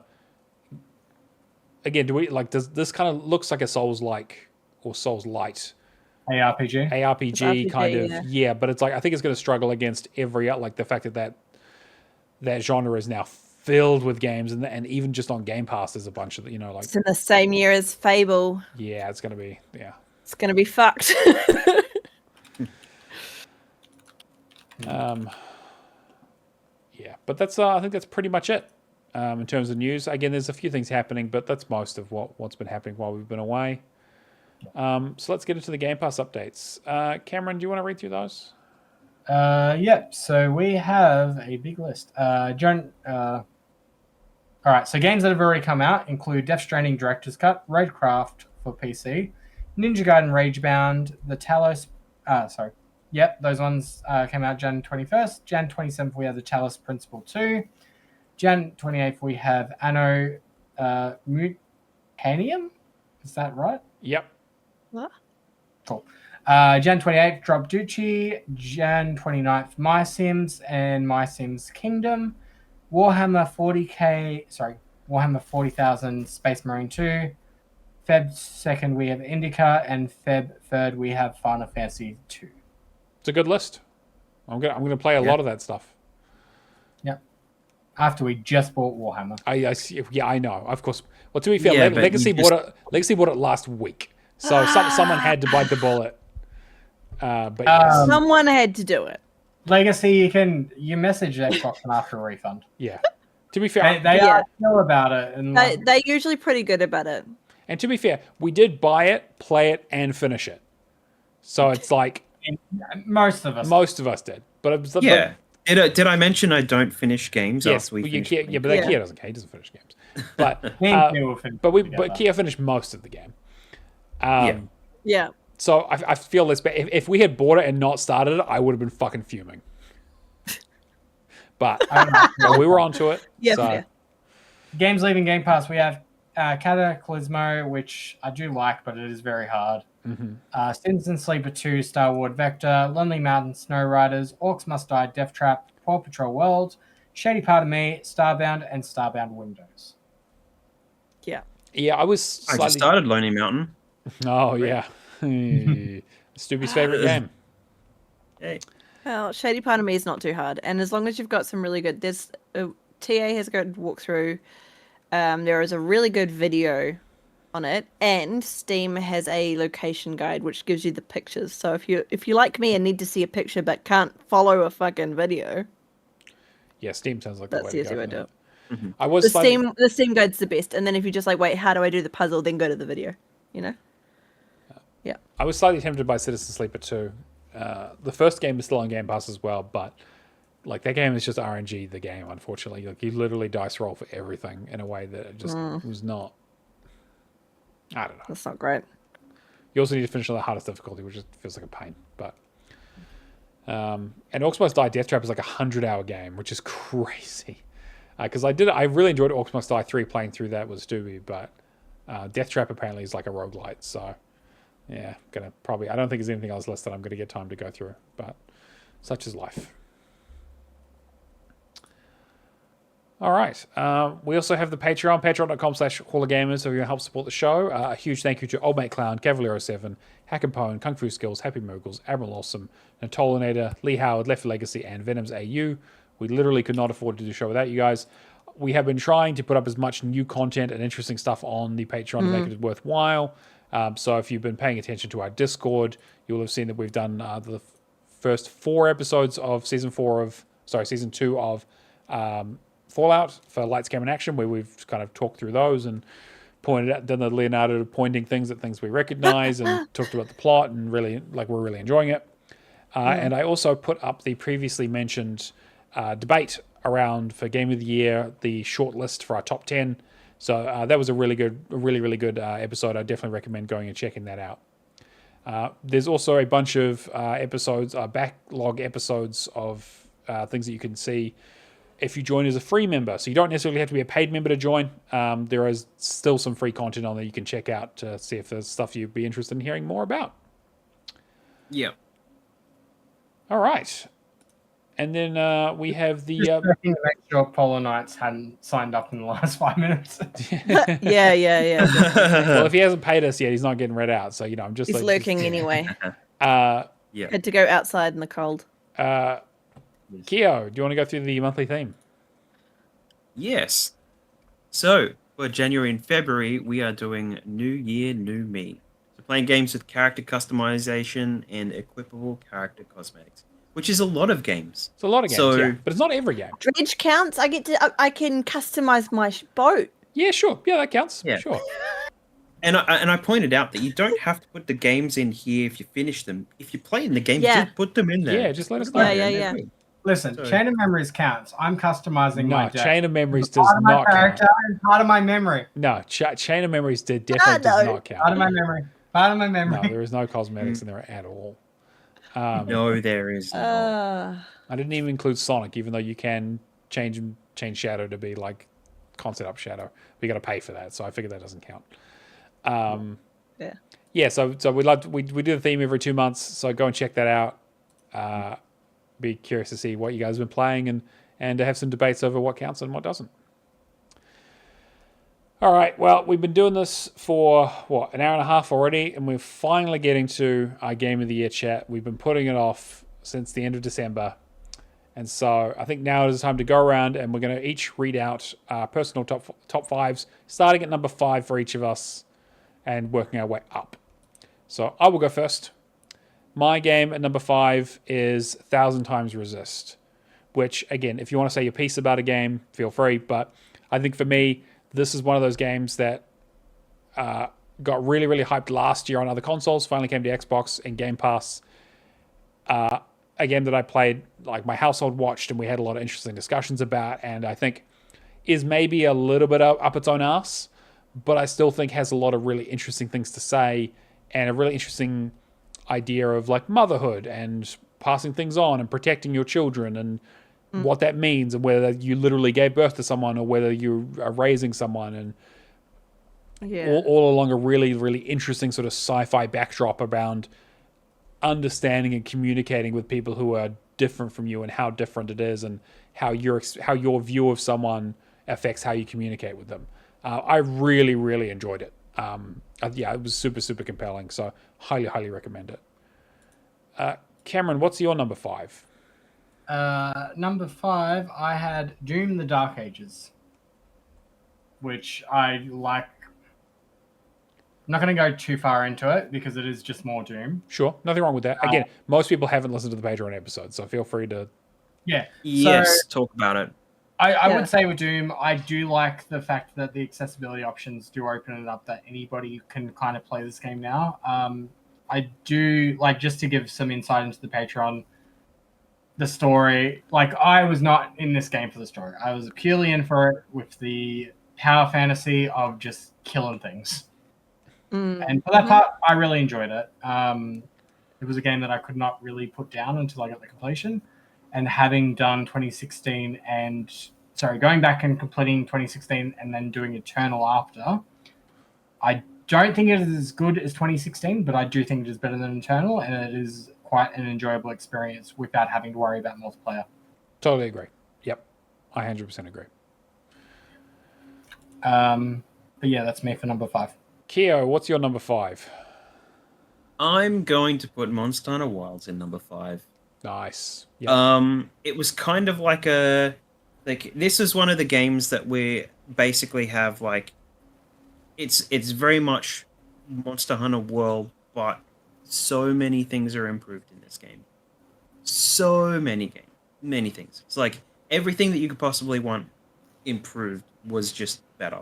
So, a few of these games I haven't really played a whole lot of, unfortunately, especially because I was stuck with Monster Hunter World for so much. But Sure. considering how much time I put in Monster Hunter World, just going into Wilds and being able to do the things that I was doing, and it just feeling natural and just that little bit better, is fantastic. And the monsters also look great. So, yeah. So, looking to finishing off Worlds and just moving straight into that and do a little bit more of that, but I was very happy with it. I'm really hoping Wilds comes to Game Pass at some stage, because I do actually really want to play it. I think it's the right level of investment for Monster Hunter that I want to kind of be involved with, where it's like, I know I know a lot of people said they've shaved down the edges like too much, but as someone who hasn't played a Monster Hunter since like the PSP, I think that would be a really good jumping off point for me. Yeah, well, shaved off the edges also being you can save this mission that you did and it happened to have a gold crown, and so you're saving hundreds of hours of hunting gold crowns. just by jumping in with a friend that has that saved. And we know at least one person that has some crowns banked, so we can ask. So That's good. Char, what's your number 5? My number 5, Keeper. Keeper, right? Yeah, I love great game. Yep. I loved that game. Like, loved that game so much. I think it's because it's got the right artwork and it has a nice story. I'm a sucker for a game that has really good art. Every single time. Love the If it visuals. looks good, Yeah. that's me. I'm in. Yeah, and it, like Moondom says, it does have an insane ending. Yeah, it's fucking crazy. It's just great. I love the fact that it changes so much, and you're just like, I'm just a lighthouse, and then suddenly you're not, and it's like, what? Okay, cool. I love this. This is fantastic. Like, it was just a great game for me. For a game that it's that short, it has such a level of variety to it that I was not expecting. Yeah, and it was like it had enough challenge that it wasn't like super easy. To the point where like I wanted to play it. Whereas some games where they're too easy, I'm just like, I have to play it. I've got to finish it. Right? Or like I don't pay attention or I don't get involved in the story. This one I did. I actually really enjoyed playing this one. Yeah, me too. Yeah. All right, my number 4. This was one that I was going back and forth between the 3rd and 4th spot for a long time. But I did just replay it recently, and it and as much as I enjoy playing through it, it did definitely remind me that it probably belongs in the 4th spot rather than the 3rd. Is Split Fiction. I think You bastard. So Char and I played through it again. I played through it because Char wanted to get it ready for our discussions. I also just wanted to play it. Yeah, it's fantastic, right? It is a must play game in my opinion in terms of like it's accessible, it's hilarious, it's interesting, it's creative. The sort of technological stuff of what they do in like the last sequence in particular was very, very impressive. I definitely have a little bit of problems with some of maybe the pacing is maybe a little bit off. And the story is diabolically bad. I think that the way that story is told, the villain is just like so terrible. Is that because you're a marketer? Maybe you don't like the I don't like it reflected back on me because he's a marketer. I mean, like it felt again like It Takes Two, right? Which is what I compare it to. Jesus Christ. Is a game that I really loved. Also had its issues too. But I feel like that the story was fucked. The story was fucked up. But I think such a fucked up story. But I think it was a slightly more interesting, more personal story around like a couple and like how they relate to each other and how their relationship changed over time. And it was a bit more grounded or personal. Whereas this is like, well, I write these things and I write these things and I have I didn't like either of the characters. And it's like this game is like gameplay and visuals and style were everything in this game. And if the story had been hit it probably would be like in the top, maybe like 1 or 2 for me this year.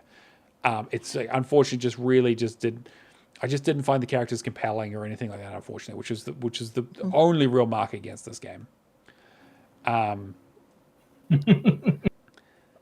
Yeah. I don't in the chat. When was the last time you tore apart an elephant flesh? Yeah, that's my god. My god, it's sexy. Yeah, but that's the difference in game the immaterial. There is a little bit of that. Yeah, there is a little bit of that. Yeah. Oh my god, that fucking ending though with the book and anyway, I'm just Jesus Christ. There's just some stuff in there. The fact that they decided that to help their kid, they would take the kid's like soft toy and rip it up. Oh my god, and kill it. It was like what the actual fuck were they thinking? It's funny. It's so funny that the soft toy. What not to do as parents? Also in the game as well. In the soft toy elephant was in Split Fiction. Yeah, that's great. But yeah, so that's my top. That's my number 4. Cameron, what about you? All right, I'm a bit torn with this one. My number 4 is The Precinct. Great game. This was a game that when I picked it up, I could not put it down, which unfortunately had a save bug issue. I played this game to about 15 hours in twice because I enjoyed the gameplay so much. is definitely the game on my list that feels the most nostalgic to me. Reminds me of like playing GTA 1 on PlayStation 1, which was, I think, that and Half a Metal Gear Solid were the only PS1 games I can remember. But just that top-down view, like, this is very much an indie game. It doesn't have great voice acting. It has text-based cutscenes. But it just brought me back to a time of like why I play video games. And that's purely just simple, easy to understand gameplay, which you can pass to anybody and they can pick it up and just, all right, do a race or dish out way too many parking fines. Yeah, I liked a lot of the precinct stuff. I definitely feel like it feels like how you remember GTA 1 to being. Because if you go back and play them, it's actually very, very different. But the feeling itself, yeah. It captures nostalgia with quality of life updates. Yes, 100%. Yeah. Yeah. I really, really enjoyed the precinct. It didn't quite make my list because of like, the story being like not great. It's being pretty... Being every typical cop story. It basically, yes, literally just like, I was like, okay, cool. Like, this is... Yeah. This is very much like, hey, we made a cop simulator kind of game that is reminiscent of GTA 1. Yeah. How do we shoehorn a story into this? Basically, yeah. They're like, we made a cool, interesting simulator. How do we tie a story around it? And I think that's maybe the only thing that it does get a little bit repetitive in terms of like, there's not that much variety in terms of the crimes, but I think that the style and the way it plays and that sort of stuff really does tie together. Yeah. You know what I really hope with this though, that they take it down a Papers, Please route in the future. Now that the base gameplay and do something like do another spin on it. Like, the most interesting part of that game to me is just doing the whole like investigating crimes and like booking people for the right stuff, and yeah, for sure. They can take that, like, it scratches that Papers, Please of like, hey, we need to figure out this particular thing. If they can take like one extra element to that, I would definitely play a sequel. Yeah. Yeah, and like I played this on your recommendation because I didn't really know much about it, and I'm really glad that I did. Kyo, what's your number 4? I would have liked to put this higher, but I did not play anywhere near as much as I wanted to. Player Obscure is my number 4. And, like, you'll see a couple of reasons why the games above are in a higher position. But this game is, like, so close to, like, the heart of, like, what people, like, loved with some of the older games, right? Yeah. So... And that intro just hits so damn up if you're really willing to get teary over it. So, yeah, it is the realization of kind of like who you're playing as and their relationship to the people in that intro was really, really nice. But yeah, so when I was playing, unfortunately, I was having some crashing issues on the ROG, so I hadn't been able to do too much with it yet, but I think I haven't really managed to go back to that one to quite do much more after that. So, but you'll be able to say much more about it than I have. But it really is like a good one, so it's worth being on the list. So, yeah, it really is something special. Char, what's your number 4? The same, Clear Obscure, Expedition 33. It's in number 4 for me because, again, I feel like I am skill blocked. So I'm still in Act 1. I'm still stuck trying to fight monsters that I feel like it's jumped, and I don't quite know if I've not done enough to get enough experience yet, but I've done all of the bits and pieces to get to where I'm at. And suddenly I can't beat the monsters that I'm trying to beat.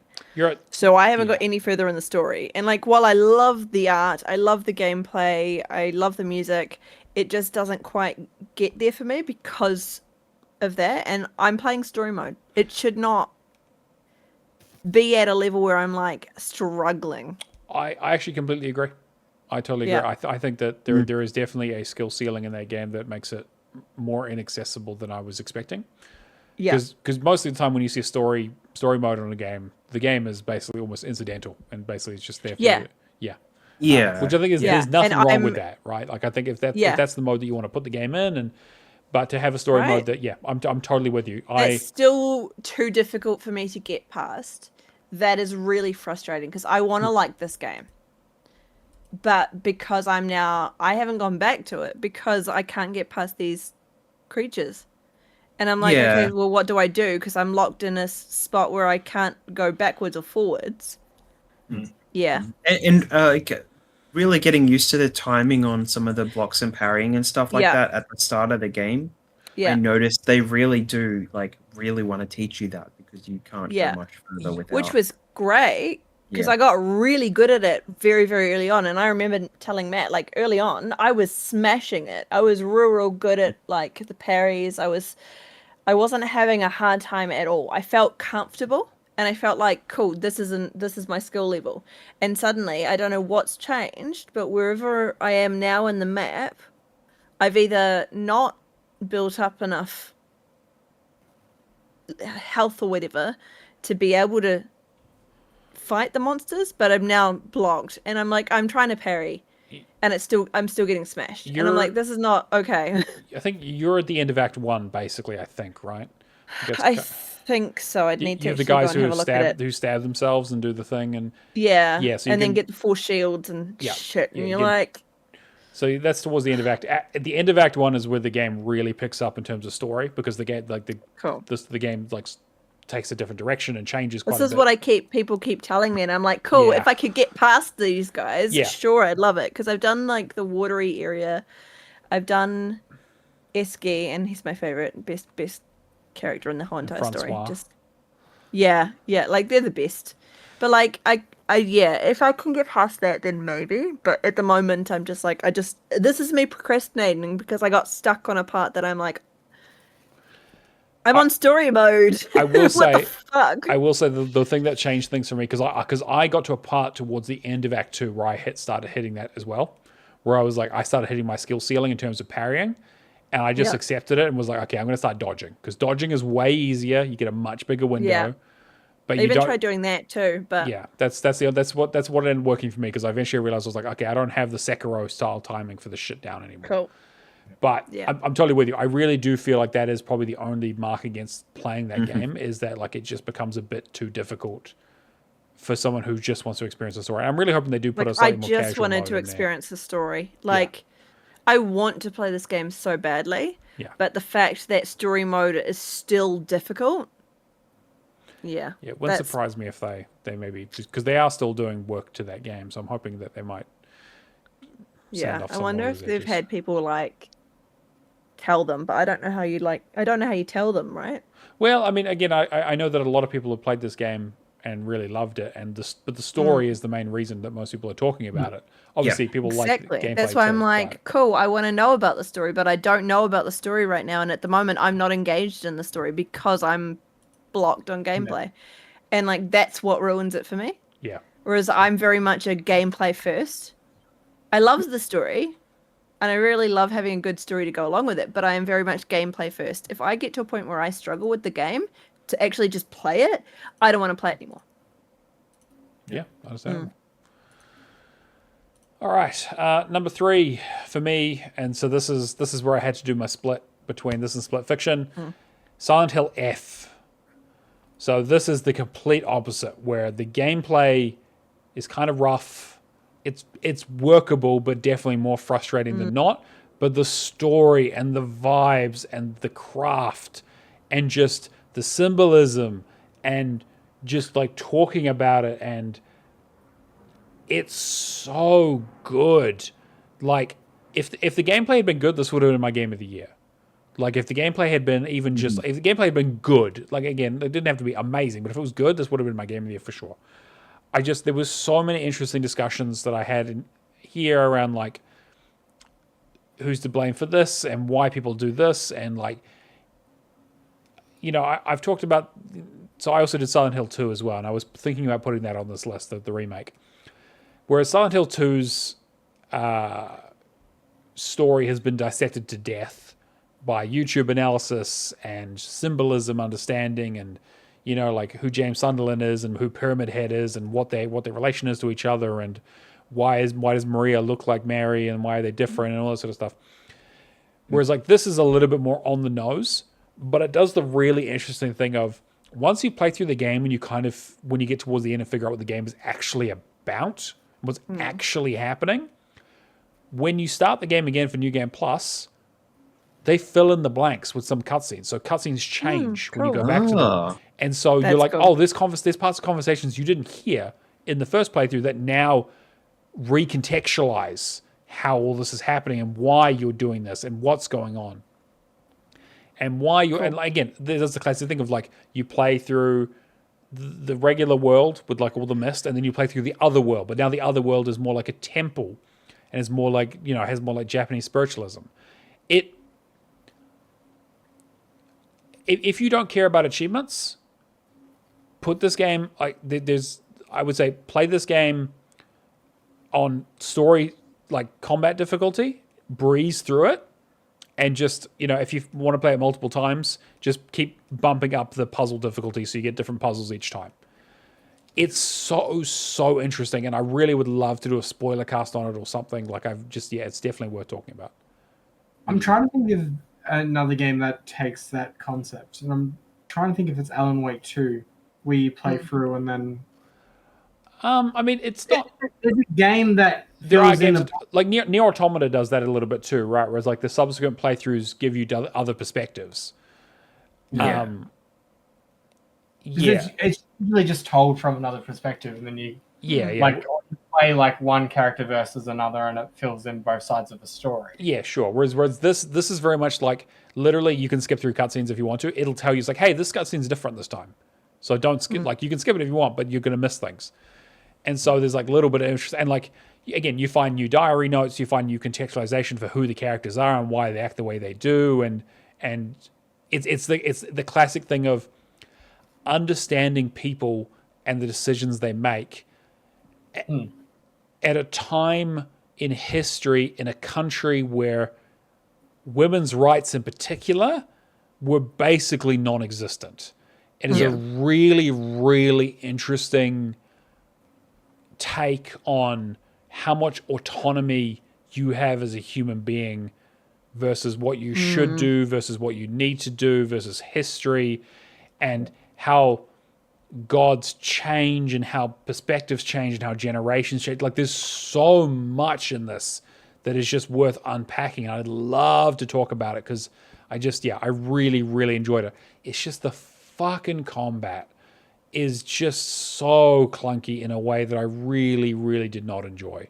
Thankfully, there are ways around it. There are tricks and there are abilities that you can get, and like charms that can make, like, there's like a charm stack that basically makes it so that, like, I don't know, like, this game has weapon durability in it, which is like one of my big fucking pet peeves of video games.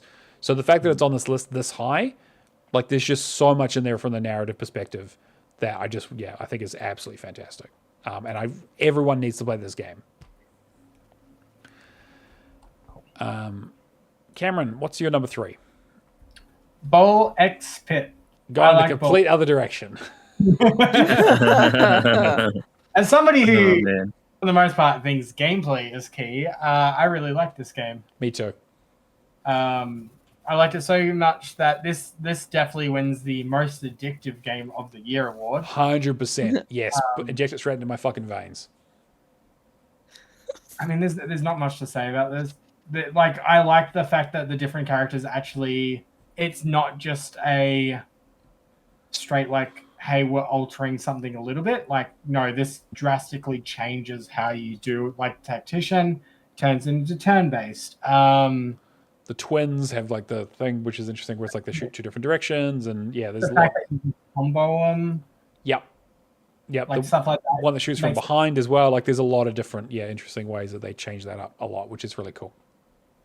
It's definitely the biggest game that I played this year that I could not put down. I was struggling to think whether this or Clover Pit fit that description, but Bull X Pit was just straight. Like, I needed the completion straight away.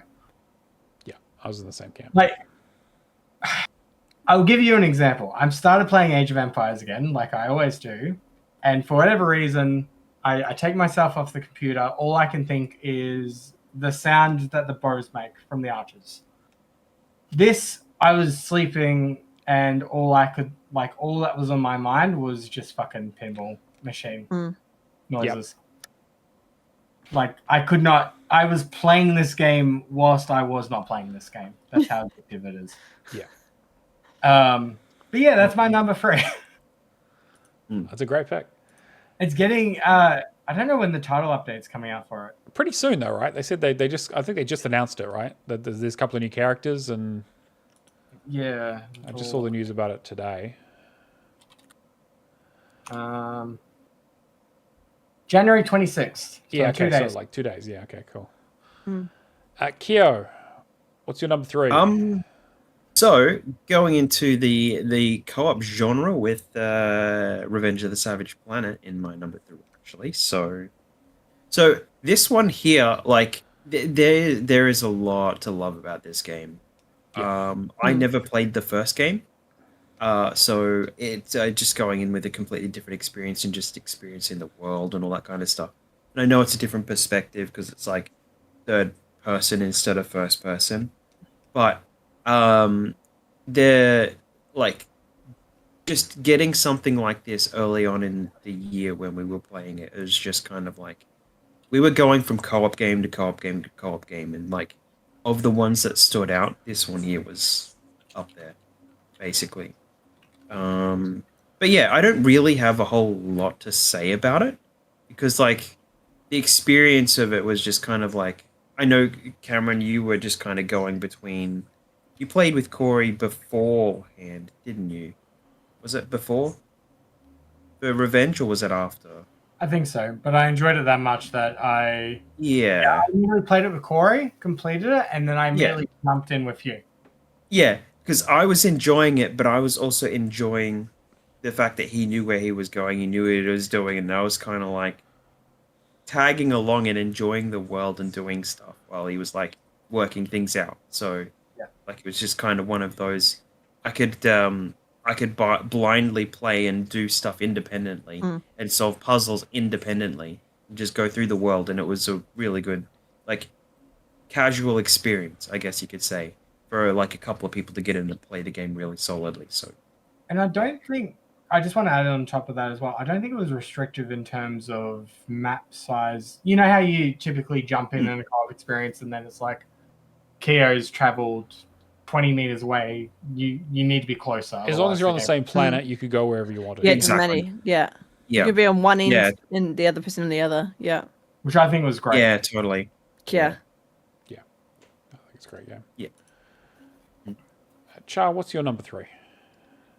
My number 3 is Viewfinder. A late edition. Yeah, but that one was just phenomenal for me. But like, so I had wanted to play this for such a long time, and I didn't realize that it had even come to Xbox until like I found out that we had a copy of it, and then I went, "Holy shit, I get to play this game!" Because I'd seen the trailers for it and went, "Oh my god, I need to play this. This looks amazing!" And I just love the way that you get to like use art and take photos and like put them, and then that then becomes the world that you move into. I think that's fantastic. It 100% is my number 3. It's such a good experience. It's great. So good. I loved it so much. Yeah. And like the achievements complement it too, because you get the achievements for it from things that you're just going to try anyway. It's because you just want to do that thing that they've then, and you're like, yes. You're like, oh, I know if I just take this, I've got this photo here. I know if I just put it where the cat is, the cat's going to disappear from the world. Yeah. And then you get an achievement for it. So, and there was one level there where you had the batteries, and then you were just able to duplicate and duplicate and duplicate and the just batteries. multiple duplicate. It was so good. And then it just unlocked the achievement, and it's just something that I was doing. I'm like, yeah, this is cool. So it's so good. Yeah, that's great. I think it gets a little, maybe a little bit too challenging. I don't know. I don't know about maybe, that. For you or for like? I don't know. Maybe it's just the way my brain works struggles to keep all the things in mind in terms of like some things that when you put them anyway, it doesn't matter. But like I really enjoyed Viewfinder as well. To be fair, I had a great time. I think for me it's because again I like visual puzzles. So for me, that game was perfect. I get to be able to see what I'm doing and look at what I'm doing and then just work it all out. Yeah, like... And the fact that you could just rewind. Yeah, exactly. Like, it is very, very forgiving, which is great. Yeah. And then just place it and angle it. Like, the amount of times that I changed the angle on something and was like... And just, like, cheesed it because I figured out I could. Like, I did that so many times because I was like, I get that they want me to do it this way, but fuck it, I'm going straight over the top. I think the angling is what fucks me up because I'm like, I'm very much like, I like my puzzles to have very set solutions, and thinking outside the box really fucks with me a lot in terms of like trying to break shit. But I just think and this one you can. You can definitely do it. Yeah, definitely. That's why I think like Breath of the Wild never really kind of clicked with me. All right, so we are on to number 2. So my number 2 is Revenge of the Savage Planet. I had just as much fun as you guys. It was a fantastic game. I played through it once. Again, when things come to Game Pass, I tend to, if it has a stack, I'll tend to play like maybe once closer to when it comes out. And then if I do the stack, I'll wait a while and do that when it's leaving to be like, okay, cool. So I'm not just doing it back to back. This, I was like, I did it once. And then Char was like, hey, do you want to play it? I'm like, fuck yes, let's do it. I'll play through it again straight away. Had just as much fun the second time. It was so good. It has like really good quality of life features. The challenges are like right level of challenging. The humor is so funny. Like I love the ridiculous live action shit. Like it's so off the wall and insane. Just even like watching the stupid fucking ads that you get when you go into your habitat. And there's just some guy like the Illuminati financial thing, and like there's so many ads. Every time there's an ad, you're like, "What the fuck is this ad?" Yeah, it's so good. I had an absolute fucking blast playing through this, and the fact that it does my favorite Metroidvania thing of once you have enough of the unlocks towards the end of the game, it gives you some mobility thing that completely breaks it. It's like I love when games do that where they're like, oh, you've done all these challenges. Here's a fucking thing that you can just like fucking glide across half the map, or you can just do a huge fucking jump, or you can teleport through walls or some shit. This gives you a thing where it's like, yeah, you can just grapple on anything and just fucking just jump around wherever you want to go. It's like it's so fun. Like it hit every single thing of like what I like in a game. So yeah, number 2, absolutely loved it, and which again I'm sure is a consensus here too. Cameron, where are you at? I am at the Outer Worlds 2. Good shout. Good shout. I wish I had played this to put this on my list somewhere, because I get the feeling I really would have enjoyed it. I just didn't have the time. So I'm not usually one big for RPGs, but I don't know what captivated me to start this game. Just went, all right, straight for it. Nobody else is going to do it. I'll give it a try. This, was one of my favorite gaming experiences from the year. The only criticism I have, just going straight off the bat, is the leveling system in the game. You get like 75% of the way in, you reach max level, and you're kind of locked into your class as enemies get higher leveled. I know that we discussed in the Patreon episode, when they do bring out DLC for this, they'll probably address that issue. Other than that, I think it's a fantastic RPG. The characters, the companions that you get through it are amazing, very diversified. The planets are great. Has that same level of humor as the first one. It feels like it is also the RPG that's pushed me most in terms of like, hey, I'm just going to go around killing every single character and load a save up and then experience.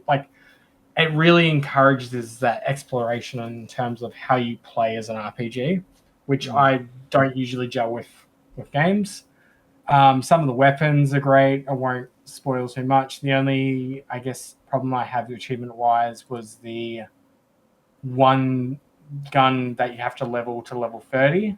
Most of the gameplay with that, it's very slow in the beginning. Right. What else? Quest lines are great.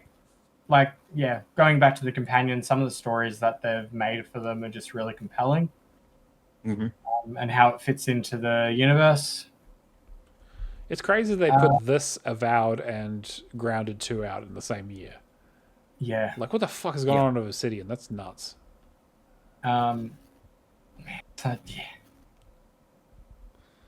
Yeah, this is definitely on my to-play list for this year. I really want to make sure I get some time with this, for sure.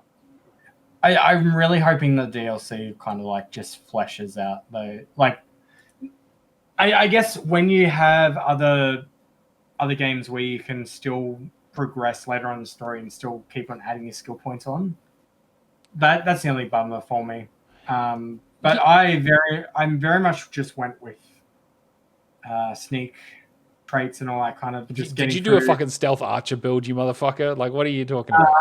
Not stealth archer. It was basically just stealth and talking my way out of everything for Sure. hard playthrough, and just like being able to just put everything into speech and just diffuse every, like going into what other games do you have where you go in a boss fight and you're just like, no, we're not gonna fight. Like, what you're doing is pointless, and they're just like, you drive a hard argument, but like I'm just gonna have to throw it in. I'm gonna have to go home. I really have the wrong choice here.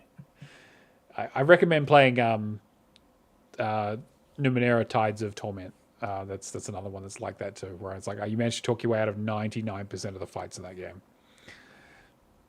You just don't get to experience. No, you don't. Like everything just kill. It's just like, no, I like the very human situation where it's just like, wait, I'm the bad guy in this situation. I thought everything that the bad guy had been telling me was right. Like, yeah. Fantastic game. Yeah, the only negative was the leveling towards the end game. That's the only thing taking it out of the spot for my game of the year. Wow, yeah. Kia, what's in your number 2 spot? Split Fiction. Oh, yeah, okay, right. So you enjoyed it even more than us. Like, unlike Revenge of the Savage Planet, where I was kind of like the second wheel on somebody that had experienced it already. Yeah. The Split Fiction, the only Haze-like game that I had played had been Brothers before this. Right, so this was my first split perspective game. And going and playing It Takes Two afterwards and not enjoying it as much, considering like I didn't like as like, you can see the growth from It Takes Two into Split Fiction and how much stuff had changed with the stuff. Some of the puzzles were very, very close. Like, they kept a lot of the same intricacies with the puzzles, but going through and playing this with Stubby, I was just on the seat of my pants the whole time. I was just like, oh, it's changed this, it's this, it's this. And then just every little, like, the story was fine enough. Like, I grappled with the story from an outside marketing perspective. So, so I enjoyed it a little bit more than you might have. But there was just the one being marketed too. So, but yeah. So I actually found that it was so much fun to just go through and play with somebody and then just see everything going on at the same time. And so I was able to just elevate that experience with a game that is, I think, probably the best of those three. The Way Out and It Takes Two and stuff probably now, like in terms of like the quality behind it, just generally, just seems so much higher, in terms of what they'd been working towards. So yeah, so very happy with it. So. I just want to add into the Split Fiction discussion. The only reason it didn't make my top 5, like I still think it's in my top 10. Yeah, we had a great time playing through it. Yeah. Yeah. Is it really felt like so much of It Takes Two? Yeah. Like, fundamentally they are quite similar. Yeah. Whereas in the last level of Split Fiction, though, where they just take everything up to 11, like that's the best one. Like, which is like the opposite thing for me, right? Me going into It Takes Two, going, oh, I see where that came over into. You see where it's inspired from, and then it's like it's moving backwards in terms of game design as well. Yeah. Yeah, so there were things that I really enjoyed about Split Fiction that I was like kind of like, meh, when it came to It's Take Two. So, yeah. Yeah, I'd be really... Have you got a Way Out on your list to play, Kia? I do. I just, I don't think I have anyone to play it with at the moment. Gotcha, so. yeah. I'd be very curious to hear... Oh, wait, no, I've done a Way Out. Sorry, yeah. I would... Technically, I've done it, but I would happily do it again. I would definitely recommend playing through a Way Out and just, again, seeing where that came from and, like, seeing even further back to, like... the things that they kind of experimented with. Because again, like yeah, like Brothers was like, yeah, you play two characters, but it's one person, right? There's no co-op. Whereas like Yeah, A Way Out was where they were like, we're going to test this insane idea where you have Mm. to play through this thing co-op, and we're going to fuck with perspective, and we're also going to change gameplay occasionally. And then they were like, this thing works. Let's ramp it up 2 more times. Yeah, and just the fictional world aspect where they were able to just do whatever the hell they wanted. Yeah. And then they were able to do whatever the hell they wanted when they started mixing things up. It was really nice. So I'm curious how long Hazelight will continue with. Like, they have locked that part of. That's them. Yeah, that's what they do. Whether they will continue on doing that for like every other game that they make, or whether they diversify and start trying some newer experiences. I mean, I think Joseph Faris has confirmed that the next game they're working on is going to be in that same vein, but whether the one after that is, who knows? yeah, But yeah, it'd be very interesting to see. But like, if they make one of these every couple of years, and I get to play through them and have a cool co-op experience, I'm all the fuck for it, because that sounds great. yeah. I'm curious if like Clair Obscur didn't come out this year, like how much more Split Fiction would have been in the Game of the Year discussion as well. This year was a very strong year, whereas in It Takes Two, I don't think it was as strong of a year. No, well, It Takes Two was what, 22? Yeah, I want to say 20. Yeah, I mean, because it won like Best Family Game, and it was definitely like a lot of people were talking about it. It got really big hype on.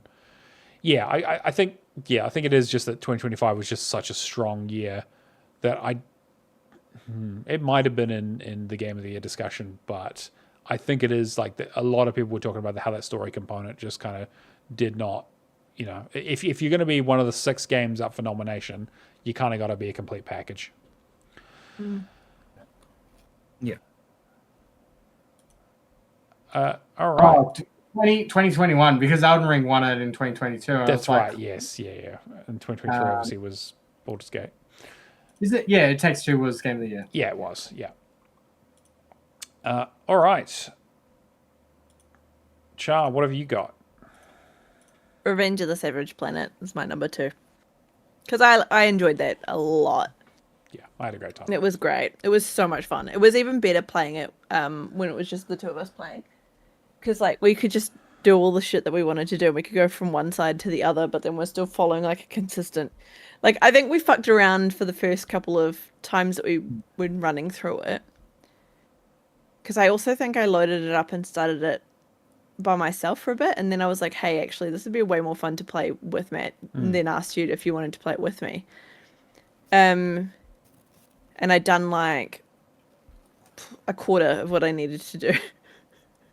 Because I just spent the whole entire time fucking around because it was so much fun to just go across the map, and I just basically spent a whole bunch of time just unlocking all of the different things and using my little X-ray, and like that was way more fun than I expected. And I definitely also didn't play the first game either, but like this was so much fun.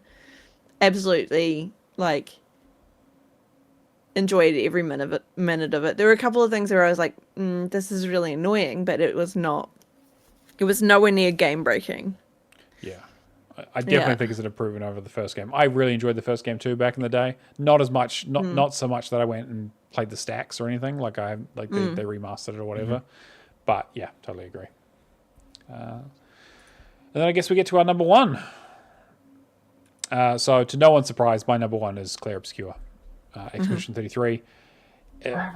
Yeah, number 1 with a bullet.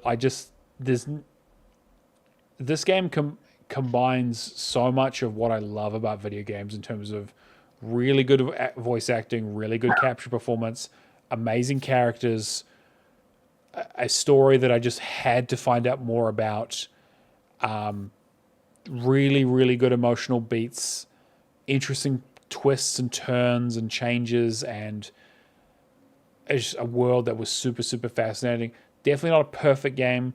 I think that the difficulty thing is 100% valid. I definitely think like even like when I was playing on story mode, I was struggling at some points, being like, I shouldn't be struggling.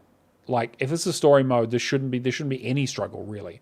I understand if you want to put it on normal or even on easy, but if it's like it's story mode, this is a game that should nearly play itself, because you want as many people to experience this as possible. Yes.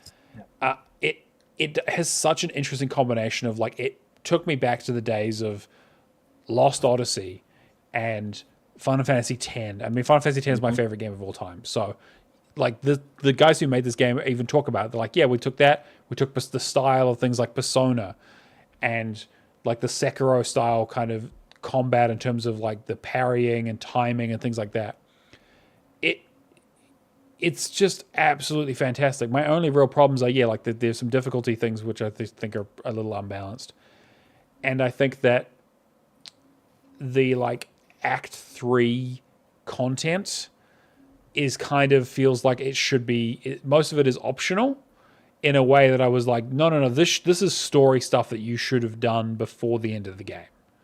Like there's stuff in there that I'm like, okay, like I get that you're an RPG and you have to feel like you need like super bosses and end game stuff, but I feel like if they just condensed it down just a little bit to make it a bit more focused towards the end there, because I feel like Act 1 and 2 are so laser focused, and then 3 kind of is like, okay, it kind of loses it a little bit.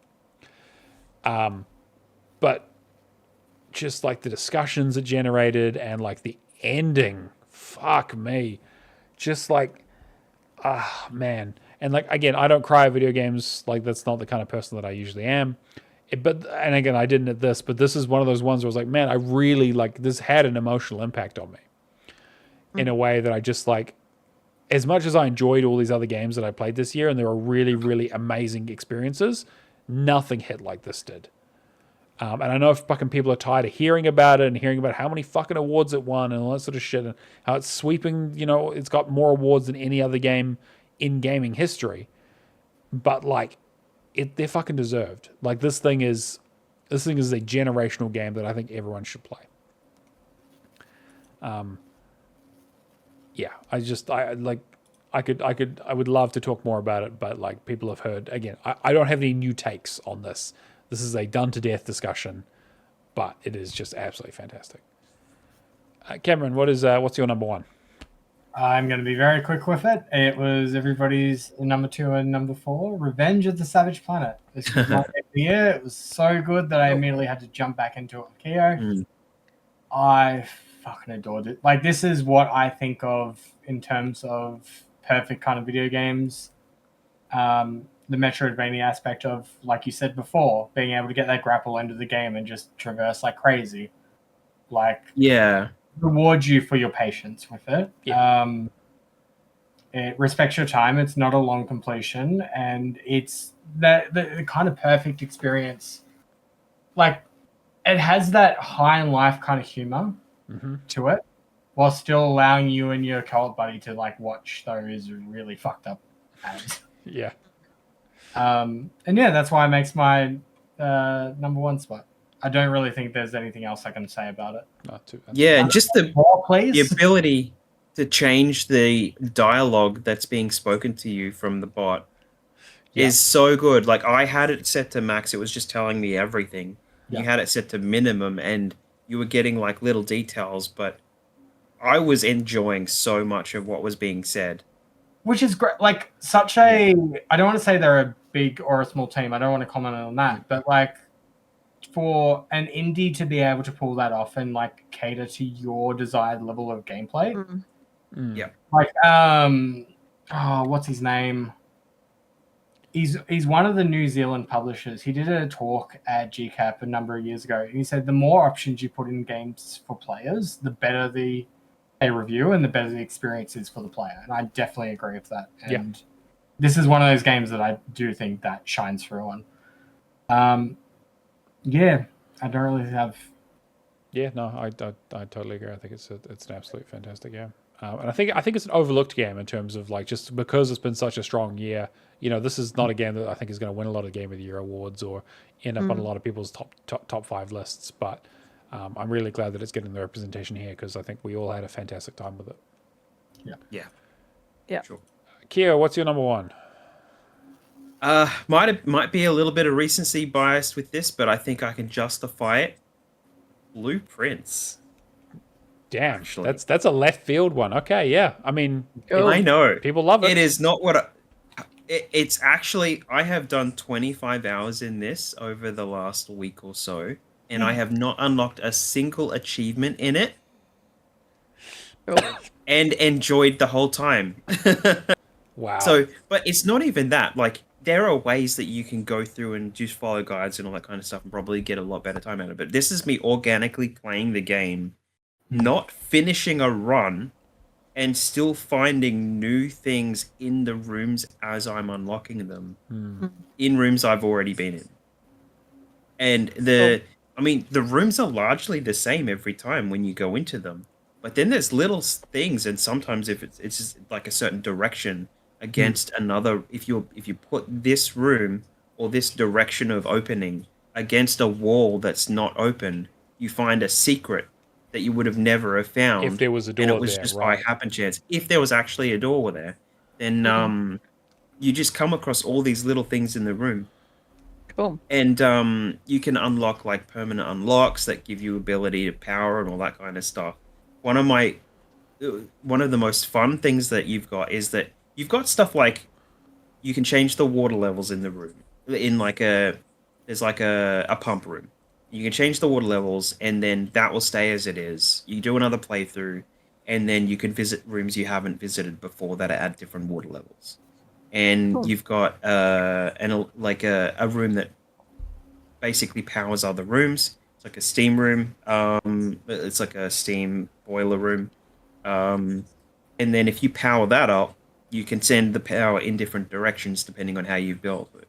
But that's relying on you to have built something adjoining it that would require power for you to get the RNG to put that boiler room down. Right. But if you get the aquarium, and then you find out that you can do an upgrade to the aquarium, because certain rooms can be upgraded to another version of it. Basically, you can choose permanent RNG for those rooms, and the unlock for the electric eel effectively makes a power source of the aquarium, so you permanently have a power source that you can put down next to a room that needs power, and then you can go into that room and just do the puzzles in that room without waiting for a boiler room. So there's just so much in this game, and this has got a lot of love online. Like in like the game of the year kind of talks along the people that are really spent a lot of time with it. I want to read one of the comments that I just came across while looking. Okay. This is one of the hardest puzzle games released in years. Even when you roll credits, you'll have seen maybe 20% of the game's content. There is a lot, and I do mean a lot of content outside of making it to Room 46. This is kind of a meme in the community, but making it to Room 46 and rolling credits is considered completing the tutorial. Yeah, that's crazy. Yeah. Yeah. And the other thing is a lot of people are comparing it to Outer Wilds. Yeah, Right, they are. Okay, yeah. In terms of that knowledge-based kind of exploration. Yeah. I'll be honest, it's a very intimidating game. It can be. One of the things that I was doing, because I was playing it on the ROG, was that I was using you press the Xbox button, it brings up the PC overlay, and then there's a tab for Copilot. Mm-hmm. And then in Copilot, I was putting down any of the permanent solutions to puzzles that never changed. Right. And there's like a rumpus room where there's like a dartboard, and you have to do actual math. Where it's like you've got a dartboard with 20 numbers on it, and they have different colors like add, subtract, multiplication, and division, and just remembering what those colors were, and then going through and doing the puzzle. Like for a while there, I'm like, which color was division? I had to actually look it up, so I wrote it down in there. Or, if safe codes were always the same, I would put that in there. And then I just have this, because it is that like pen and paper kind of. It says at the start of the game, you may need a pen and paper for this. I played a little bit of this game, again, not enough to get an achievement, and certainly not as much as you have. Like I put maybe an hour or two in, and I was like already like, fuck me, this is going to be a lot. Like yeah. And like I'm slowly over time building up my permanent unlocks and stuff like that, and they're just getting there and just doing an organic discovery kind of way of finishing the game the first time. And then I'll probably go through and just freeze and get find some of the tricks with the achievements and stuff like that. But now the organic experience of trying to get to room 46 is so much it's so interesting. So yeah, that it's number one. So Char, lucky last. What's number one for you? Split Fiction. hey, there you go. I knew I was gonna love this game, and I was only mad that I didn't have anyone that I could play it with. So the fact that I finally convinced Matt to play it with me was actually that made my day, because everyone else had already played it. And I was like, I want to play this game. I don't have anyone who has not played it yet to play it with. Will you play it with me? And I asked Matt 3 or 4 times before he finally said, yeah, okay. And then as soon as we started playing it, I was like, I fucking love this game. I think the whole entire way through, I kept saying, I love this game. I love this game. We're pigs and we're farting. What the fuck? This is the greatest game ever. I just remember thinking this is amazing. Yeah. And while I do agree that the story's weak, that is not important to me. Not in terms of for me, it's 100% gameplay, art style. Yeah. The fact that I get to go and do a whole bunch of different puzzles, and we got to play as scorpion fogs, that made everything for me. That, and then seeing the the elevator drop and just all the references, I loved it from start to finish, to the point where I've got all the achievements and I still have it installed because I plan on going and playing it again by myself because I want to. I was not as fussed about the storyline of they're going to steal our stories. I didn't really care too much about it. It was very weak, but that didn't matter to me. That didn't ruin the game for me. Gameplay always ruins the game over story for me. If the story's a bit that's fine, as long as it's got redeeming factors, and this did. It redeemed itself in terms of all of the different puzzles that I got to do, all of the different little story worlds, and then the going from fantasy to cyberpunk. I was like, this is like my brain, but a game. Yeah. This is wonderful. And I think that's the part that I liked the most, because every part of it was so different from each other. And then that last sequence where they're both stories and it moves and you're like, what is going on? Just fantastic. This is absolutely my number one. Valid reasons for not putting it there, but for me, 100% I loved every part of this game. Which does not happen often. The minute Cameron and I played through it together, I was like, this is a strong contender for Game of the Year immediately. And this was in March, which is unheard of. Yeah. Yeah. Yeah. I loved it. So I if I didn't have Blueprints right up there, it would have been sitting at my number one as well. So Blueprint sounds interesting. I think it's too complicated for me, but I want to play it. And that's the only thing that stopped me playing it so far. And I will probably really enjoy it once I do start playing it, right? Because I love puzzle games. There's particular genres that people will gravitate towards. And I think Blueprints is interesting because I wouldn't really take Hero as the kind of person to jump into puzzles as much. Yeah. But the fact that it has... Blueprints has always been one of those games that I've just been probably the same as Matt of, I just want to hold off. I mean, the ratio is only 5. Yeah, because most people, because it takes you so long to unlock an achievement. It's so long. Yeah. Oh, yeah, true. Yeah. Because I think it would probably be more seeing it a 5.0. It's a puzzle game. It's right up my alley. I just haven't quite bitten the bullet yet. Yeah. I did start it, and I did start playing it for a little bit, but I hadn't unlocked an achievement yet. So I was like, okay, well, we'll see how I go. So it's just whether I actually do or not. And I might just wait until I've done Dredge. It might be one that I could do it while I'm sitting recovering from tonsillectomy. Yeah, really, out in a week's time. And I would love I've got 2 weeks.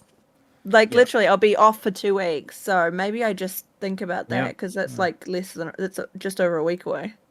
And we can have a bit of a chat. Have a little bit of a... Well, if I get my voice back. A written, right, a written well, chat, yeah. I'll You just can, you rest can it listen out to you. the sultry sounds of my voice. Oh my god, amazing! Let's go. Like we could do like a little game party though, Kia, if you wanted. Because Yeah, that'd totally. be fun. Yeah. Yeah. Pull it up, and it is Yeah. the kind of game where you can have somebody else, two people sitting Yeah. in a room together, and then trying to look at And a do room whole and then different moving, things, right? deciding what room to make next and what goes in the next slot, and then Yeah. What I'll probably do is get my iPad out so I can like write my instructions down. Because rather than using paper, I used the notes. I have I like took a lot of where you can screenshots write. Yeah. through the Xbox thing for that game. Yeah. Good idea. Yeah. I often will take a photo on my phone if there's a puzzle and I'm like, hey, like I'm pretty sure I did that with Split Fiction. I took pictures and sent them through to Matt and was like, this is it. Follow these, follow these steps. Like, As I've if worked I it hadn't out. played the game already. I know, and it was, but then you were like doing when we're trying to unlock in Split Fiction when we were trying to unlock the lock on the door, and you kept like hitting the wrong ones, and I'm like, what the fuck are you No, doing? you're supposed to hit It's it twice. this. You were hitting it once anyway. Doesn't matter. Well, that's fine. All I got right. it in the end, but you were hitting them in the wrong order. It doesn't matter. All right. Well, those are our top 5. So now it is time for what you're all here for, our top 10. So if you listen to the Patreon episode, we whittled down our list of about 50 games down to 10. Ah, shit. And now we're going to rank them. And so the 10 that we landed on, now this is 10 that we could still move these around a little bit, but the 10 that we landed on, Clair Obscur, Revenge of the Savage Planet, Split Fiction, The Alters, Silent Hill F, Outer Worlds 2, excuse me, Sneeze. you. A human sneeze. Borlax Pit, Blueprints, Keeper, and Monster Hunter Wilds. Now, I'm going to draw attention to one title in this list of 10 that wasn't on any of our lists. The Alters. Yeah. So, in hindsight, I don't remember enough about this game other than the acting being really good to justify this being on my list anymore. I know you played it. So I went and looked. You haven't even finished the prologue for this game, Cameron. Haven't I? You don't even have the achievement for finishing the prologue. I went through and blitzed this game and did 2 full playthroughs over the last week. And completed it. I think it is a great game. I think it has, like, the acting is fantastic. I think the concept is great. I think the gameplay is pretty good. I think the story is also pretty good. I think it's a solid 8 out of 10. I don't think it needs to be on our top 10 list, especially if it wasn't on any of our top 5s. But then what would we replace it with? If Well, it's not that's going what we in our need to top 10 figure list? out. Because we've already got 10 on the list. So that's what we need to Whoa. figure out. So we're going to do a top 9 for now, and then we're going to figure out what our 10th one is afterwards. Jesus fucking Christ. So, as long as if we're all happy with that, I'm going to take the Alters out. God. Yep, Sure. that's fine. So, It made me think of the Robert Pattinson movie. I remember saying that to you. It was like Mickey Mickey 17, yeah. Mickey 17, yeah. yeah, except for the fact that you're alone on the whole thing. But that's what it made me think of, right? Yeah, definitely has that there. Yeah. I think there's a lot of really cool stuff, and I will talk about it when we do a regular episode, probably next week. Yeah. You can see somebody trying to edge like a dragon pirate. Well, okay, look, I wasn't going to say that it had to be that, but that was going to be my suggestion. But we'll get. Oh my God. We'll get to that. Okay, so I'm going to put Clair Obscur at number 1 because fuck you guys. No. Like, I don't say we have to stay there. Number 1. Okay, we have. Okay, well, we can start at 10. You can challenge. Revenge of the Savage Planet is number 1. I was going to say, honestly, all 4 of us in our top 5 It's on list all of our have- lists. I will. Okay, you know what? Fine. Revenge of the Savage Planet is the fucking number 1. Okay, I think that Revenge is probably. We'll put Revenge at number 1 for now. Thank you. Yeah, if you want to put Clair Obscur as number 2, I'm okay with that. Okay. But I will rest in the hill. Collectively, Story mode. all 4 of us, Revenge of the Savage Planet. It's is- on all of our Yeah. lists and it's high up on our lists. Yeah, I totally agree. Abso-fucking-lutely. So I think Clair Obscur I'm going to put at number 2 because it is my number 1 and it did appear on 3 out of our 4 lists. Yep. It's a good game. Yeah. It's not. I mean, I tried really hard. That's totally fair. And you're not a big RPG guy. The prologue is amazing. Yeah. But I'm not a big RPG gamer. The Outer Worlds 2 caught me by surprise compared to Expedition 33. I'm mad about story mode. Yeah, no, that's fair. That's Yeah, totally I fair. think that's the thing, really. Like, yeah. Whereas Revenge of the Savage Planet can do no wrong, right? You know what? I will totally give it to you. I mean, you know, on my list, I would say skill issue, but on our list, you know, I'm just, Fuck you know, I think you. it's understandable. It's fine.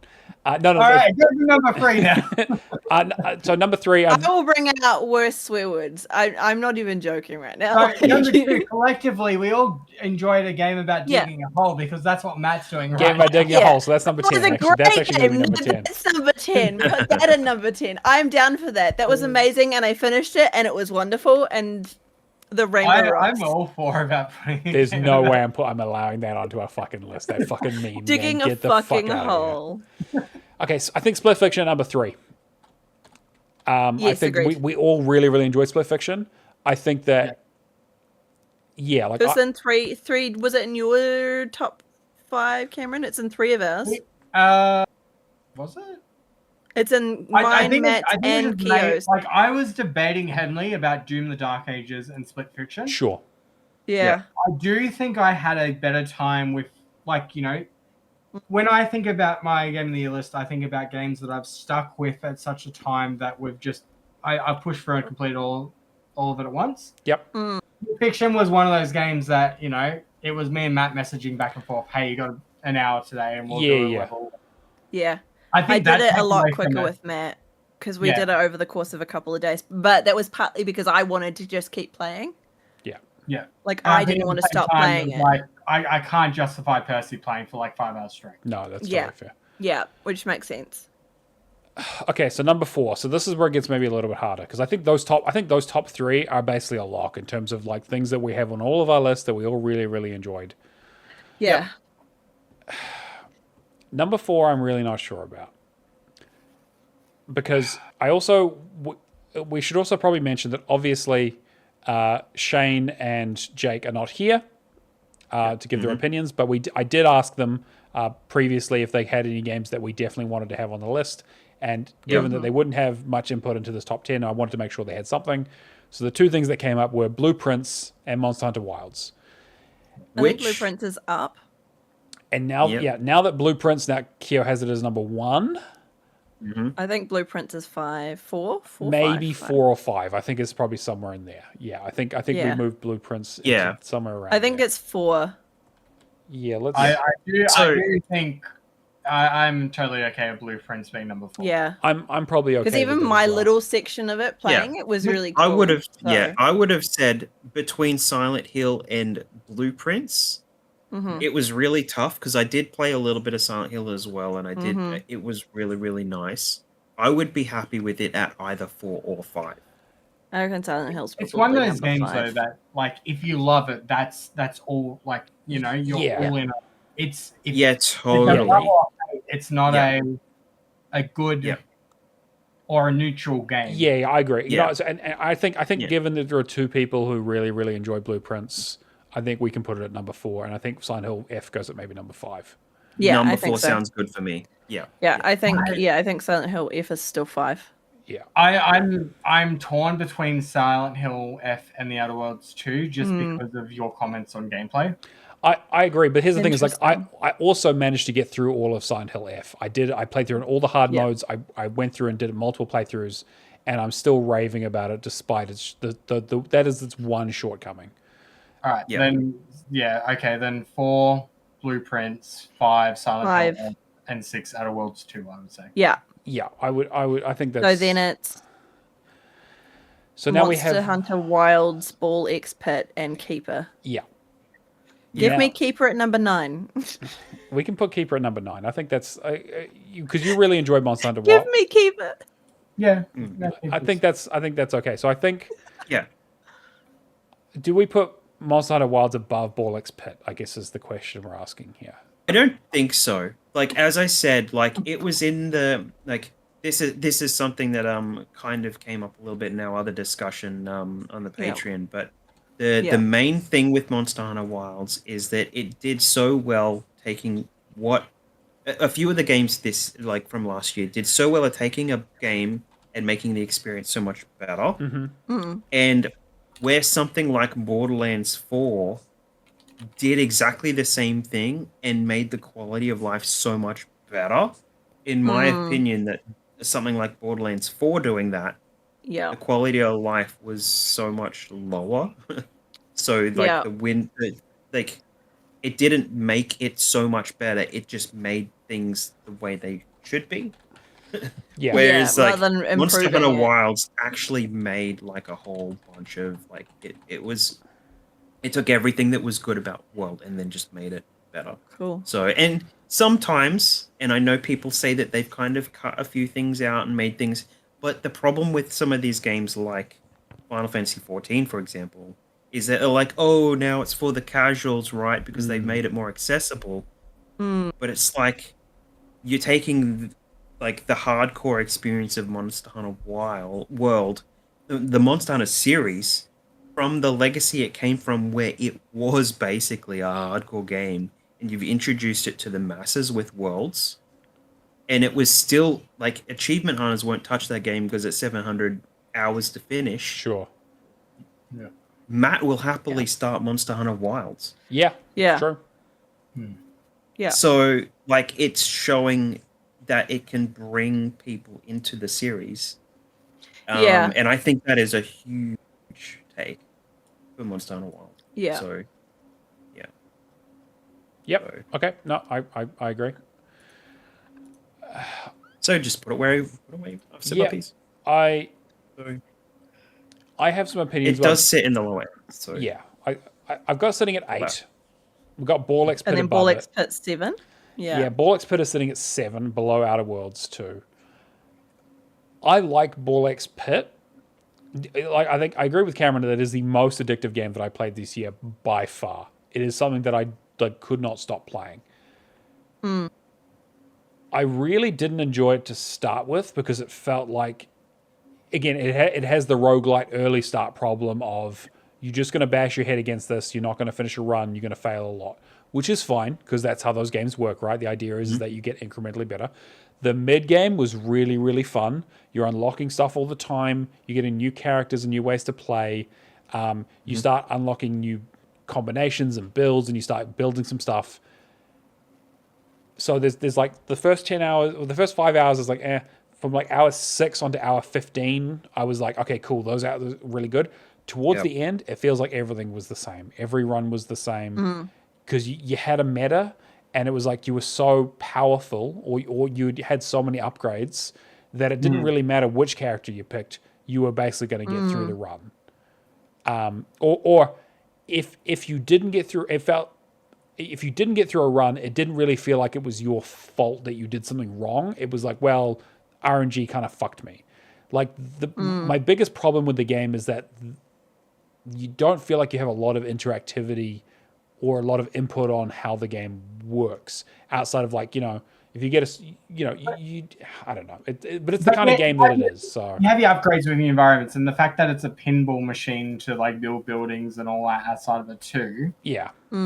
Like tying it back to the core gameplay. I love that kind of stuff. I think it's a really good game. I think it definitely deserves to be on this list for the amount of hours that I played it and the amount of enjoyment I got out of it. 100%. Like it definitely belongs in our top 10. Like when the title update comes out in a few days, I'll probably jump onto that again and blitz through it. I mean, if it has achievements, I will almost certainly do the same. I'm probably at like hour 3 or 4, so I'm in that window at the start. Where it's I not still haven't played it. So, I'd be really curious to get your thoughts, Kia, once you get a bit further onto it and how you feel about it. Because I definitely feel like the start took I love the concept, but I did feel like I was like, oh, I failed the run. I was like, well, did I do something wrong? I was like, well, maybe I picked the wrong upgrade, but I don't feel like I didn't feel like I got the wrong skill, or I aimed in the wrong direction, or. My first mistake in that game was when you're like, oh, this golem looks fun, and then you get blocked out and you can only go over half the map because you've got this golem going up the screen and you can't move. Yeah. And you just die. So, yeah. I think that, but I think 7 is probably fine. We can probably put it above Monster Hunter Wilds. I think it's fine. Yeah, I think that's probably fine. That would be fine. And then we have The question is, what's What's number 10? So now we are at number 10. We have to think about what we want to put in this area. I'll go through a quick short list of what it could be, of what we basically said yes to in the initial discussion. Yeah, there's a few yeses in That there, makes right? sense. Yeah, so we had Yakuza, so Like a Dragon Pirate Yakuza. Viewfinder. But we agreed that's not going on the list Yep. because It's port. technically a port. So that's a no. So that's a no. Yeah. Yeah. Same Which is thing. the same for 1000 X Resist. Thousand Yeah. Times Resist, which is why I didn't add it onto this one. Yeah. Silent Hill's already on the list. So Silent Hill 2 we could put on the list maybe, but that's also a port.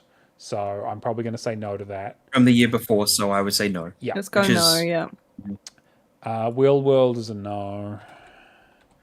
The Those are already on. Yep. Precinct is one that we could put on, which I know Cameron would be keen for. Crime Scene Cleaner, I definitely don't think we want to put on. I don't think that's nearly good enough. No, I think it's a no.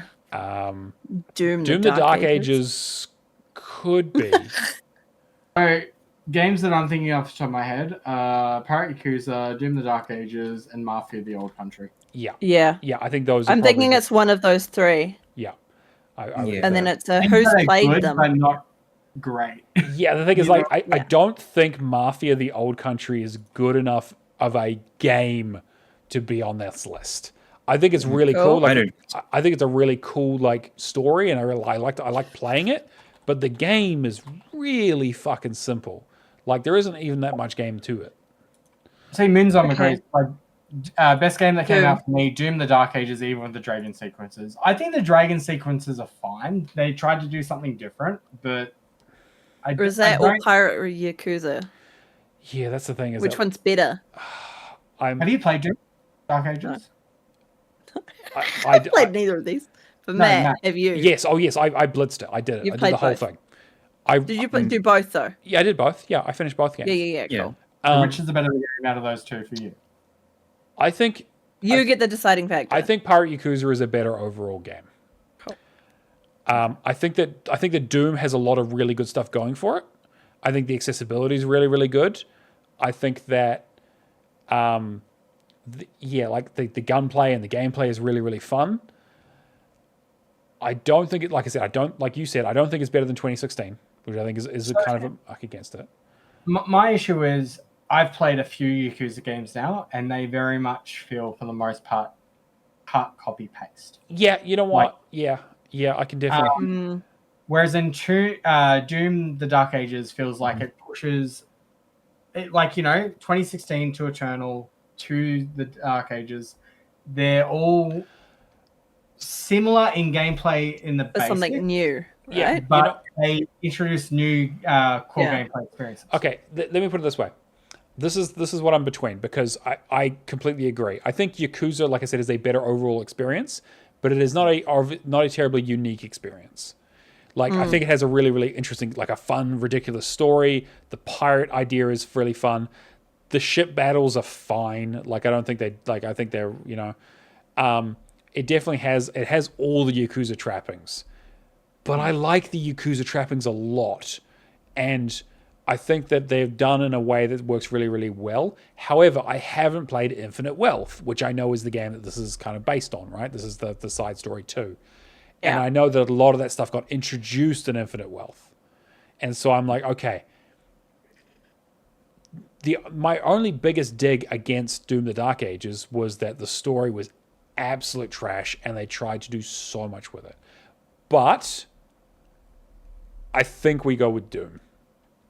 I was gonna say I'm happy if we wanted to split it and just say Yeah. equal 10. No, I think I want to go. No. I think we're going to go with Doom. I think Doom. I think Yeah, that Doom, I Doom mean- is enough of an interesting swing, and it had like I like the interesting parry stuff that they did Yeah. with the kind of bullet hell things that they changed up. Yeah.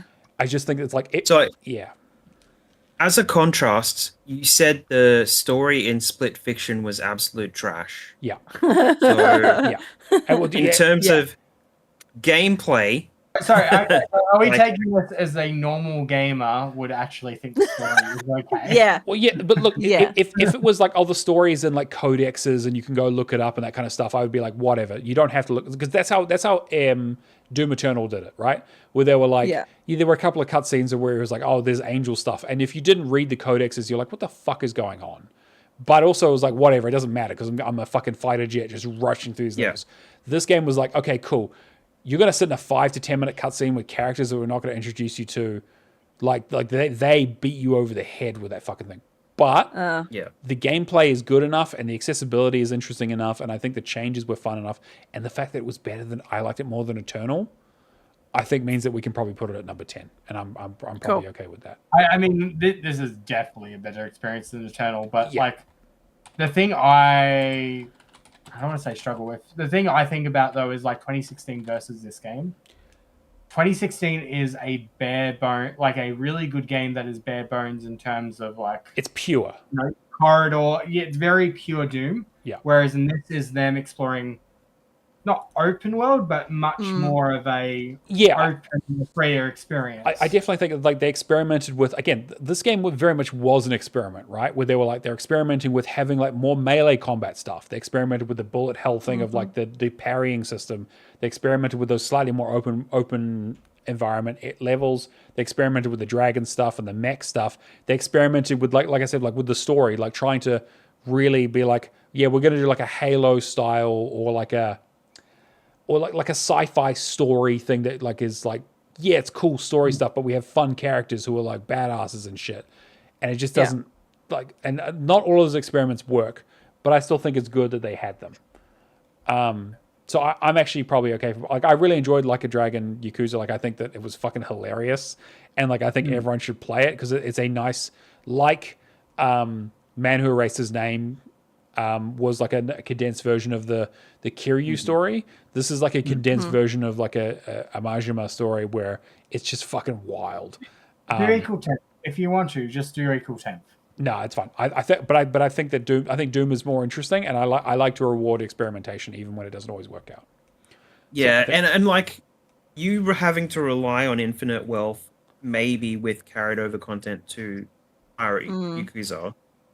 Like, how much of the story from the previous Doom games did you have to rely on to go into Basically this? nothing. Yeah, because it's a prequel. Yeah, so that's fine. Then, right? Because it can literally be its own thing, which I think is great. So that means Doom can go straight up in there in 10. Yep. When you're questioning all this stuff about infinite wealth. I totally agree. And, like, I think that's good. It's basically a just good copied the solid. game, It's a solid 10. Yeah. Oh, Moonzom also points out music could be better. Yeah, 100%. That was one of the big missing pieces of Doom. It's just not having Mick Gordon just fucking oof. Yeah. But, yep. So I think trumpet guy. Well, Toot, whatever it is. Yeah, Toot. Yeah. Love that. We have to make sure we use that for the thumbnail. Oh my god, yeah, I will. So our top 10 for 2025, we've got in 10th place Doom the Dark Ages, in 9th Keeper, 8 Monster Hunter Wilds, 7 Ball X Pit, 6 The Outer Worlds 2, 5 Silent Hill F, 4 Blueprints, 3 Split Fiction, 2 Clair Obscure, Expedition 33, and at number 1 Revenge of the Savage Planet. Fuck yeah. Windows version only, yes. Twice actually. You have to play through it twice to make it really good. All right. Well, fuck me. We've been talking for nearly 3 hours, so this is going to be a big one, but it always is every year. Let's quickly. We're doing games we're playing now, right? Yeah, no, absolutely not. We're not. So we're going to speed through the rest of the show. Char, do you want to read through the leaderboard? Yeah, I'll do it. Okay, I'm starting from number 1. We have Thrash Forever, not surprising, with 63,855. I went and had a look up, and he's got like 5-point-something million gamer score. Yeah, he's crazy. Thrash is a monster. Like, it's nuts. Yeah. It's crazy. Glad to have him part of the channel. Yeah, 100%. We then have a Grey Shark with 31,610. And then Northern Lass with 24,550. Oh, thanks, Char. And Yeah, then we've move on from there. Place, fuck you, bitch. Fourth place. Char has names with 3,880. I'm in the top 5.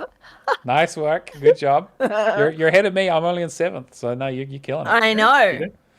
I'm chuffed with that. I haven't been in the top 5 in forever. Oh, nice work. You've actually been playing some games.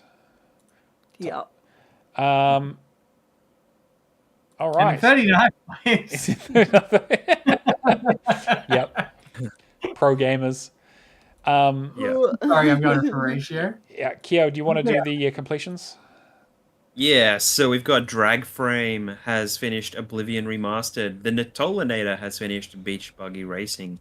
Ickle has finished Quantum of Solace and Cricket 24. And 22 Bulbasaur apparently, 1, just 2, last 5, minute. 6. He got it in there. Cricket Oh, 22. really? Yeah. Cricket 22, there you go. Bulbasaur 1256 has finished Microsoft Sudoku.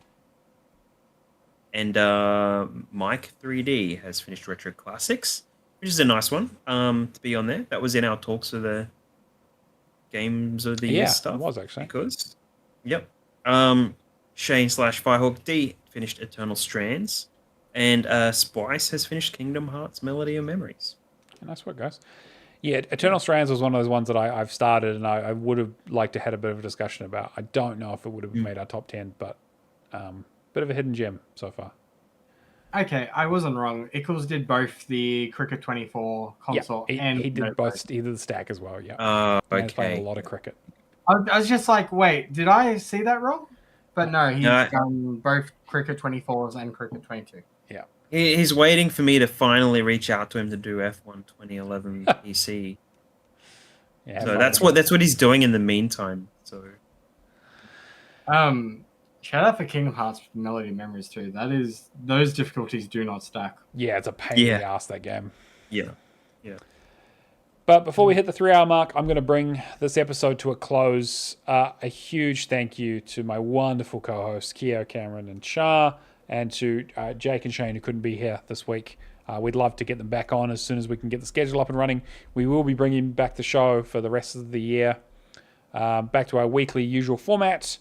As always, we do the show live on Twitch. Xbox Hall of Gamers is the place to find us.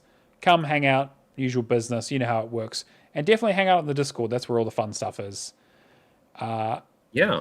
And thank you to Polar Knights for busting out in the chat tonight. Yeah, great. Always great to have new people in the chat. And thank you so much for the gifted subs. You know, we don't do a lot on the Twitch channel. This is pretty much it. So it's always appreciated to have the support over there as well. It's nice to get it. Yeah. That's been episode 198. We will catch you guys next week. See you later. Peace. Catches.